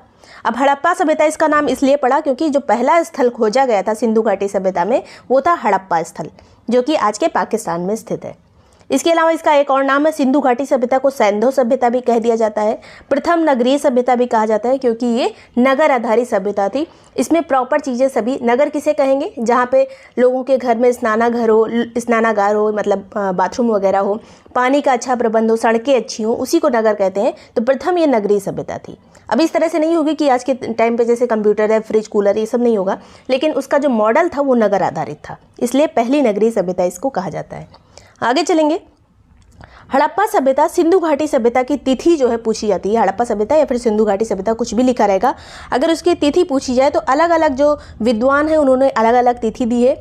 जो सर्वमान्य है, मतलब जो वैज्ञानिक आधार पर जो तिथि निकाली गई है कार्बन डेटिंग से। कार्बन डेटिंग कैसे की जाती है, किससे? तो ये भी पूछा जा सकता है कार्बन डेटिंग में क्या यूज़ करते हैं। तो C14 का यूज़ किया जाता है। सर्वमान्य यही वाली है डेट, जो कि है 2300 ईसा पूर्व से लेकर 1700 ईसा पूर्व के बीच। ईसा पूर्व वो होता है जब ईसा मसीह का जन्म हुआ था, उसके पहले वाला टाइम उल्टा चलता है। जैसे ये 2300 से शुरू हुआ और उल्टा आया 1700 तक, उसके बाद हम एक आएंगे, उसके बाद शताब्दी शुरू होगा। तो इस तरह से चीज़ें चलती हैं। पिछला वाला जो ईसा मसीह के जन्म से पूर्व हम उल्टा पढ़ते हैं। तो 2300 ईसा पूर्व से लेकर 1700 ईसा पूर्व के बीच में ये सभ्यता पाई गई थी। और इसकी जो विकास की पराकाष्ठा थी, अगर पूछा जाए कि सिंधु घाटी सभ्यता अपने एकदम चरम पॉइंट पे कब थी, तो 2300 से 1900 ईसा पूर्व के बीच, 2300 से 1900 ईसा पूर्व के बीच ये जो है सिंधु घाटी सभ्यता अपनी चरम व्यवस्था पर थी। आगे चलते हैं। तो यहाँ पे मेन एक चीज़ याद रखना है, 2300 से 1700 ईसा पूर्व। इससे रिलेटेड क्वेश्चन भी इस वीक के एंड में जो आपसे टेस्ट लिया जाएगा पेड ग्रुप में, इसी में से टेस्ट होगा। तो पूरा हफ्ते आप अच्छे से पढ़ते चलिए। अब आगे चलते हैं। अन्य प्रमुख काल निर्धारण जो कि अलग अलग वैज्ञानिकों ने किए हैं, पूछ लिया जाता है किन वैज्ञानिकों ने सिंधु घाटी सभ्यता का काल निर्धारण क्या किया है, तो प्रमुख जो है जॉन मार्शल, इन्होंने कहा था कि 3250 से 2750 ईसा पूर्व के बीच में सिंधु घाटी सभ्यता पाई गई थी। लेकिन ये नहीं माना जाता है, ज़्यादा कार्बन डेटिंग वाला ही मानते हैं, जो भी हमने 2300 से 1700 ईसा पूर्व पढ़ा था। अगले जो यहाँ पे विद्वान है अर्नेस्ट मैके, इन्होंने कहा था कि 2800 से 2500 ईसा पूर्व के बीच पाई गई थी सिंधु घाटी सभ्यता। माधव स्वरूप वत्स का इंपॉर्टेंट है क्योंकि ये इंडियन है, इन्होंने कहा था कि 3500 से ईसा पूर्व से लेकर 2500 ईसा पूर्व के बीच सिंधु घाटी सभ्यता पाई गई थी। इसके अलावा और भी कुछ प्रमुख विद्वान हैं जैसे गैड, मार्टिमर व्हीलर, फेयर सर्विस, इन लोगों ने भी काल निर्धारण किया था। सबके हमें नहीं याद रखने हैं, जो नॉर्मली पूछा जाता है वो कार्बन डेटिंग वाला ही पूछा जाता है। आगे चलेंगे। पूछा जाता है कि सिंधु घाटी सभ्यता का सबसे उत्तरी स्थल कौन है, सबसे पश्चिमी कौन सा है, सबसे दक्षिणी कौन सा है, पूर्व में कौन सा है। बहुत सारे अभी तक बहुत सारे स्थल खोज लिए गए हैं, तो लगातार इनकी संख्या बढ़ती जा रही है, लेकिन स्टार्टिंग वाले हमें याद रखने हैं। और ये उत्तर, दक्षिण, पूर्व, पश्चिम जो है ये भी काफ़ी ज़्यादा इंपॉर्टेंट है, एग्जाम में पूछा जाता है। तो ये हो गया उत्तर। सबसे उत्तरी में कौन सा स्थान है, तो मांडा है। मांडा कहाँ पे स्थित है, तो जम्मू कश्मीर में एक स्थान है मांडा। ये जो है सिंधु घाटी सभ्यता का सबसे उत्तरी स्थल है। अब सबसे दक्षिणी स्थल कौन सा है, दायमाबाद, जो कि महाराष्ट्र में स्थित है। सबसे उत्तरी हो गया मांडा जम्मू कश्मीर में, सबसे दक्षिणी हो गया दायमाबाद जो कि महाराष्ट्र में है। अब सबसे पूर्वी जो स्थल है वो है आलमगीरपुर। आलमगीरपुर क्यों इंपॉर्टेंट है, क्योंकि ये उत्तर प्रदेश में स्थित है, मेरठ में स्थित है। पश्चिमी उत्तर प्रदेश, अगर मेरठ ना लिखा रहे तो पश्चिमी उत्तर प्रदेश का हिस्सा है मेरठ, तो वहाँ पे है आलमगीरपुर। सबसे पूर्वी स्थल सिंधु घाटी सभ्यता का कहाँ पे पाया जाता है, पश्चिमी उत्तर प्रदेश में। इसके अलावा सुतकांगेडोर, ये कहाँ पर स्थित है, बलूचिस्तान में, जो कि सबसे पश्चिमी हिस्सा है। सबसे पश्चिमी कौन सा है, सुतकांगेडोर। आगे चलते हैं यहाँ पे। अब सिंधु घाटी सभ्यता का अगर आकार पूछा जाए, जो अलग अलग स्थल है ये किस आकार में फैले हुए हैं, तो त्रिभुजाकार आकार में फैले हुए हैं। ये क्वेश्चन आ सकता है एग्जाम में। हड़प्पा सभ्यता या फिर सिंधु घाटी सभ्यता की खोज कब हुई थी, तो 1921 में इसकी खोज हुई थी। वैसे तो बहुत पुरानी सभ्यता है, लेकिन इसकी खोज कब हुई, 1921 में। किसने इसकी खोज की थी, तो इस टाइम पे जो पुरातत्व विभाग के महानिदेशक थे वो थे सर जॉन मार्शल। अब महानिदेशक का नाम अलग पूछा जाता है, खोजकर्ता का नाम अलग पूछा जाता है। तो खोजकर्ता कौन थे, दयाराम साहनी। हड़प्पा सभ्यता जो थी, पहला जो स्थल खोजा गया वो था हड़प्पा। हड़प्पा की खोज किसने की, दयाराम साहनी ने। किसके निर्देशन में की, तो सर जॉन मार्शल के निर्देशन में की। कब की, 1921 में। आगे चलते हैं। अब प्रमुख स्थान, पहला तो हो गया हड़प्पा जो सबसे पहला स्थल था। सभी स्थान के बारे में अलग अलग देखेंगे, किसी से भी क्वेश्चन पूछे जा सकते हैं। तो पहला यहाँ पे सभ्यता का जो स्थल है वो है हड़प्पा। इसकी खोज हुई 1921 में। खोजकर्ता का नाम है दयाराम साहनी। किस स्थान पर ये खोजी गई थी, तो पंजाब में खोजी गई थी। पंजाब कौन सा पंजाब, भारत वाला नहीं, पाकिस्तान वाली पंजाब में पाया जाता है। ये खोजा गया था ये स्थल हड़प्पा। किस नदी के किनारे, काफ़ी इंपॉर्टेंट ये क्वेश्चन है, तो रावी नदी के किनारे इसे खोजा गया था, रावी नदी के किनारे। आगे चलेंगे। 2 टीले यहाँ पे पाए गए हैं हड़प्पा में, एक पश्चिमी टीला, एक पूर्वी टीला। लगभग जितने नगर मिले थे उस टाइम पे सब में 2 टीले पाए गए थे। एक पश्चिमी टीला होता था, एक पूर्वी टीला होता था। जो पश्चिमी टीला होता था वो छोटा होता था और उसमें दुर्ग बना रहता था, मतलब उसमें राजा महाराजा जो उस टाइम पे जो एक श्रेष्ठ व्यक्ति थे वो रहते थे इस साइड में, मतलब पश्चिमी साइड में, पश्चिमी टीले पे, तो इसे दुर्ग टीला कहते थे। पूर्वी जो टीला होता था वो बड़ा होता था, उसे नगर टीला कहते थे। इसके चारों तरफ कोई दुर्ग नहीं बना रहता था। दुर्ग मतलब प्राचीर, एक तरह की दीवार जिससे कोई बाहरी आक्रमण ना कर पाए। अभी जो पश्चिमी टीला था इसका नाम एक दिया गया था, ये नाम दिया था मार्टिमर व्हीलर ने। अभी ये जो वैज्ञानिक हैं, इन्होंने विद्वान है मार्टिमर व्हीलर, इन्होंने नाम दिया था माउंट एबी। माउंट एबी पश्चिमी टीले को कहा जाता था हड़प्पा सभ्यता में। पूछा जा सकता है माउंट एबी कहाँ से प्राप्त हुआ है, हड़प्पा से। आगे चलेंगे। हड़प्पा को अर्ध औद्योगिक नगर किसने कहा है, तो स्टुअर्ट पिगट ने। ये भी विद्वान का नाम इंपॉर्टेंट है। किसने अर्ध औद्योगिक नगर कहा है हड़प्पा को, स्टुअर्ट पिगट ने। अब हड़प्पा से प्राप्त कुछ अवशेष हैं जो एग्जाम में पूछे जा सकते हैं। ये सभी अवशेष आपको बार बार रिवाइज करना पड़ेगा, इसलिए यहाँ पे पहली बार में ही ध्यान से सुन लीजिए। कब्रिस्तान यहाँ से पाया गया है हड़प्पा से, और कब्रिस्तान का नाम क्या है यहाँ पे, तो समाधि R37। समाधि R37 कहाँ से प्राप्त हुई है, तो हड़प्पा से प्राप्त हुई है। बर्तन पर मछुआरे का चित्र कहाँ से प्राप्त हुआ है, हड़प्पा से प्राप्त हुआ है। शंख पर बना बैल कहाँ से मिला है, हड़प्पा से मिला है। स्त्री के गर्भ से निकला पौधा, ये काफ़ी एग्जाम में पूछा जा चुका है पहले, तो स्त्री के गर्भ से निकला हुआ पौधा हड़प्पा से मिला है। इसके अलावा अन्नागार, यहाँ पे बृहद अन्नागार मिला है जो एक बहुत बड़ी इमारत है, वो कहाँ से मिली है, हड़प्पा से मिली है। स्वास्तिक और चक्र यहाँ से मिला है। सीपी का पैमाना मिला है, सीपी से बना हुआ जो मापने का पैमाना होता है, हड़प्पा से प्राप्त हुआ है। ईंटों पर बना वृत्ताकार चबूतरा भी यहाँ से प्राप्त हुआ है हड़प्पा से। तो इतनी चीज़ें इंपॉर्टेंट है। R37 बर्तन पर बना मछुआरे का चित्र, शंख का बना बैल, स्त्री के गर्भ से निकला पौधा, अन्नागार, स्वास्तिक और चक्र, सीपी का पैमाना, ईंटों का बना वृत्ताकार चबूतरा। इससे बाहर आपसे एग्जाम में क्वेश्चन नहीं पूछा जाएगा क्योंकि इतनी चीज़ें प्राप्त हुई है जो इंपॉर्टेंट है। आगे चलेंगे। दूसरा जो प्रमुख खुदाई हुई थी हड़प्पा के बाद में, दूसरा जो नगर मिला है वो है मोहनजोदड़ो, जो कि सबसे बड़ा नगर माना जाता है। अभी आगे आएगा एक भारत का सबसे बड़ा राखीगढ़ी, उसे देखेंगे। तो ये है मोहनजोदड़ो, जिसका शाब्दिक अर्थ अगर कहा जाए तो मृतकों का टीला। पहले इसे मृतकों का टीला कहा जाता था। अब मोहनजोदड़ो के खोजकर्ता कौन थे? तो इसकी खोज हुई थी 1922 में। अभी हड़प्पा देखा हमने 1921 में, मोहनजोदड़ो एक साल बाद 1922 में। खोजकर्ता का नाम क्या है? राखालदास बनर्जी। हड़प्पा के जो खोजकर्ता थे उनका नाम था दयाराम साहनी। मोहनजोदड़ो वाले खोजकर्ता हैं राखालदास बनर्जी। कहाँ से ये खोदा गया था, मतलब कहाँ से इसकी खुदाई हुई थी? तो लरकाना जिला, जो कि सिंध प्रांत में स्थित है, पाकिस्तान में। हड़प्पा भी पाकिस्तान में है, मोहनजोदड़ो भी पाकिस्तान में है। मोहनजोदड़ो किस नदी के किनारे है? सिंधु नदी के किनारे है। हड़प्पा किस नदी के किनारे था? तो वो रावी नदी के किनारे था। मोहनजोदड़ो सिंधु नदी के किनारे है। ज़्यादातर जो अवशेष प्राप्त हुए हैं उस टाइम पे सिंधु नदी के किनारे प्राप्त हुए थे, इसीलिए इसका नाम सिंधु घाटी सभ्यता रखा गया था। आगे चलेंगे। अवशेष यहाँ से क्या क्या मिले मोहनजोदड़ो से? तो बृहद स्नानागार मिला है। अवन्नागार कहाँ मिला था? हड़प्पा वाले में, और यहाँ से स्नानागार मिला है। मातृ देवी की मूर्ति मिली है मोहनजोदड़ो से। कांसे की नर्तकी मिली है, ये सभी चीज़ें पूछी जाती हैं। योगी मुद्रा की एक मूर्ति मिली है। इसके अलावा मुद्रा पर अंकित पशुपति की मूर्ति मिली है। सूती कपड़ा मिला है। गीली मिट्टी के दिए मिले हैं। मिट्टी की तराजू मिली है। सबसे बड़ी ईंट यहाँ से मिली है। तो सूती कपड़ा यहाँ पे इंपॉर्टेंट है। पशुपति की मुद्रा पर पशुपति की मूर्ति यहाँ पे इंपॉर्टेंट है। योगी की मूर्ति इंपॉर्टेंट है। मातृ देवी की मूर्ति यहाँ से मिली है। कांसे की नर्तकी मिली है और बृहद स्नानागार यहाँ से मिला है मोहनजोदड़ो से। तो इतनी चीज़ें इंपॉर्टेंट है। आगे चलेंगे। इसके बाद जो अगला स्थल है वो है चंदहुदड़ो। जैसे कि अभी हमने बात की कि हर जो नगर मिले हैं उसमें 2 टीले पाए जाते थे। एक टीले में दुर्ग बना रहता था, दूसरे में नहीं बना रहता था। तो चंदहुदड़ो से कोई दुर्ग का प्रमाण नहीं मिलता है। तो दुर्ग यहाँ पे नहीं बना रहता था, कोई रक्षा प्राचीर नहीं रहती थी। अब खोज की बात करें तो 1934 में इसकी 1934 में खोज हुई थी। खोजकर्ता का नाम क्या है? तो एन गोपाल मजूमदार। सभी के ईयर इंपॉर्टेंट नहीं है, बस हड़प्पा और मोहनजोदड़ो का याद रखिएगा। यहाँ पे खोजकर्ता का नाम इंपॉर्टेंट है, एन गोपाल मजूमदार। और इसका उत्खनन किसने करवाया था? यहाँ पे खोजकर्ता और उत्खनन दोनों याद रखने हैं। तो खोजकर्ता थे मजूमदार और उत्खनन करवाया था अर्नेस्ट मैके ने उत्खनन कराया था चंदहुदड़ो का। आगे चलेंगे।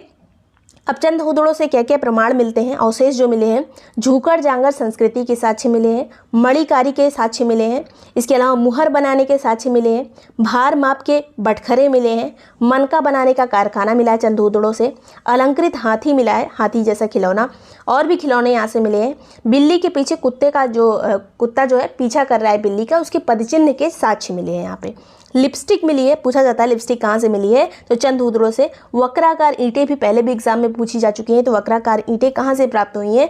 चंदहुदड़ो से प्राप्त हुई हैं। उत्खननकर्ता कौन थे? अर्नेस्ट मैके। खोजकर्ता कौन थे? गोपाल मजूमदार।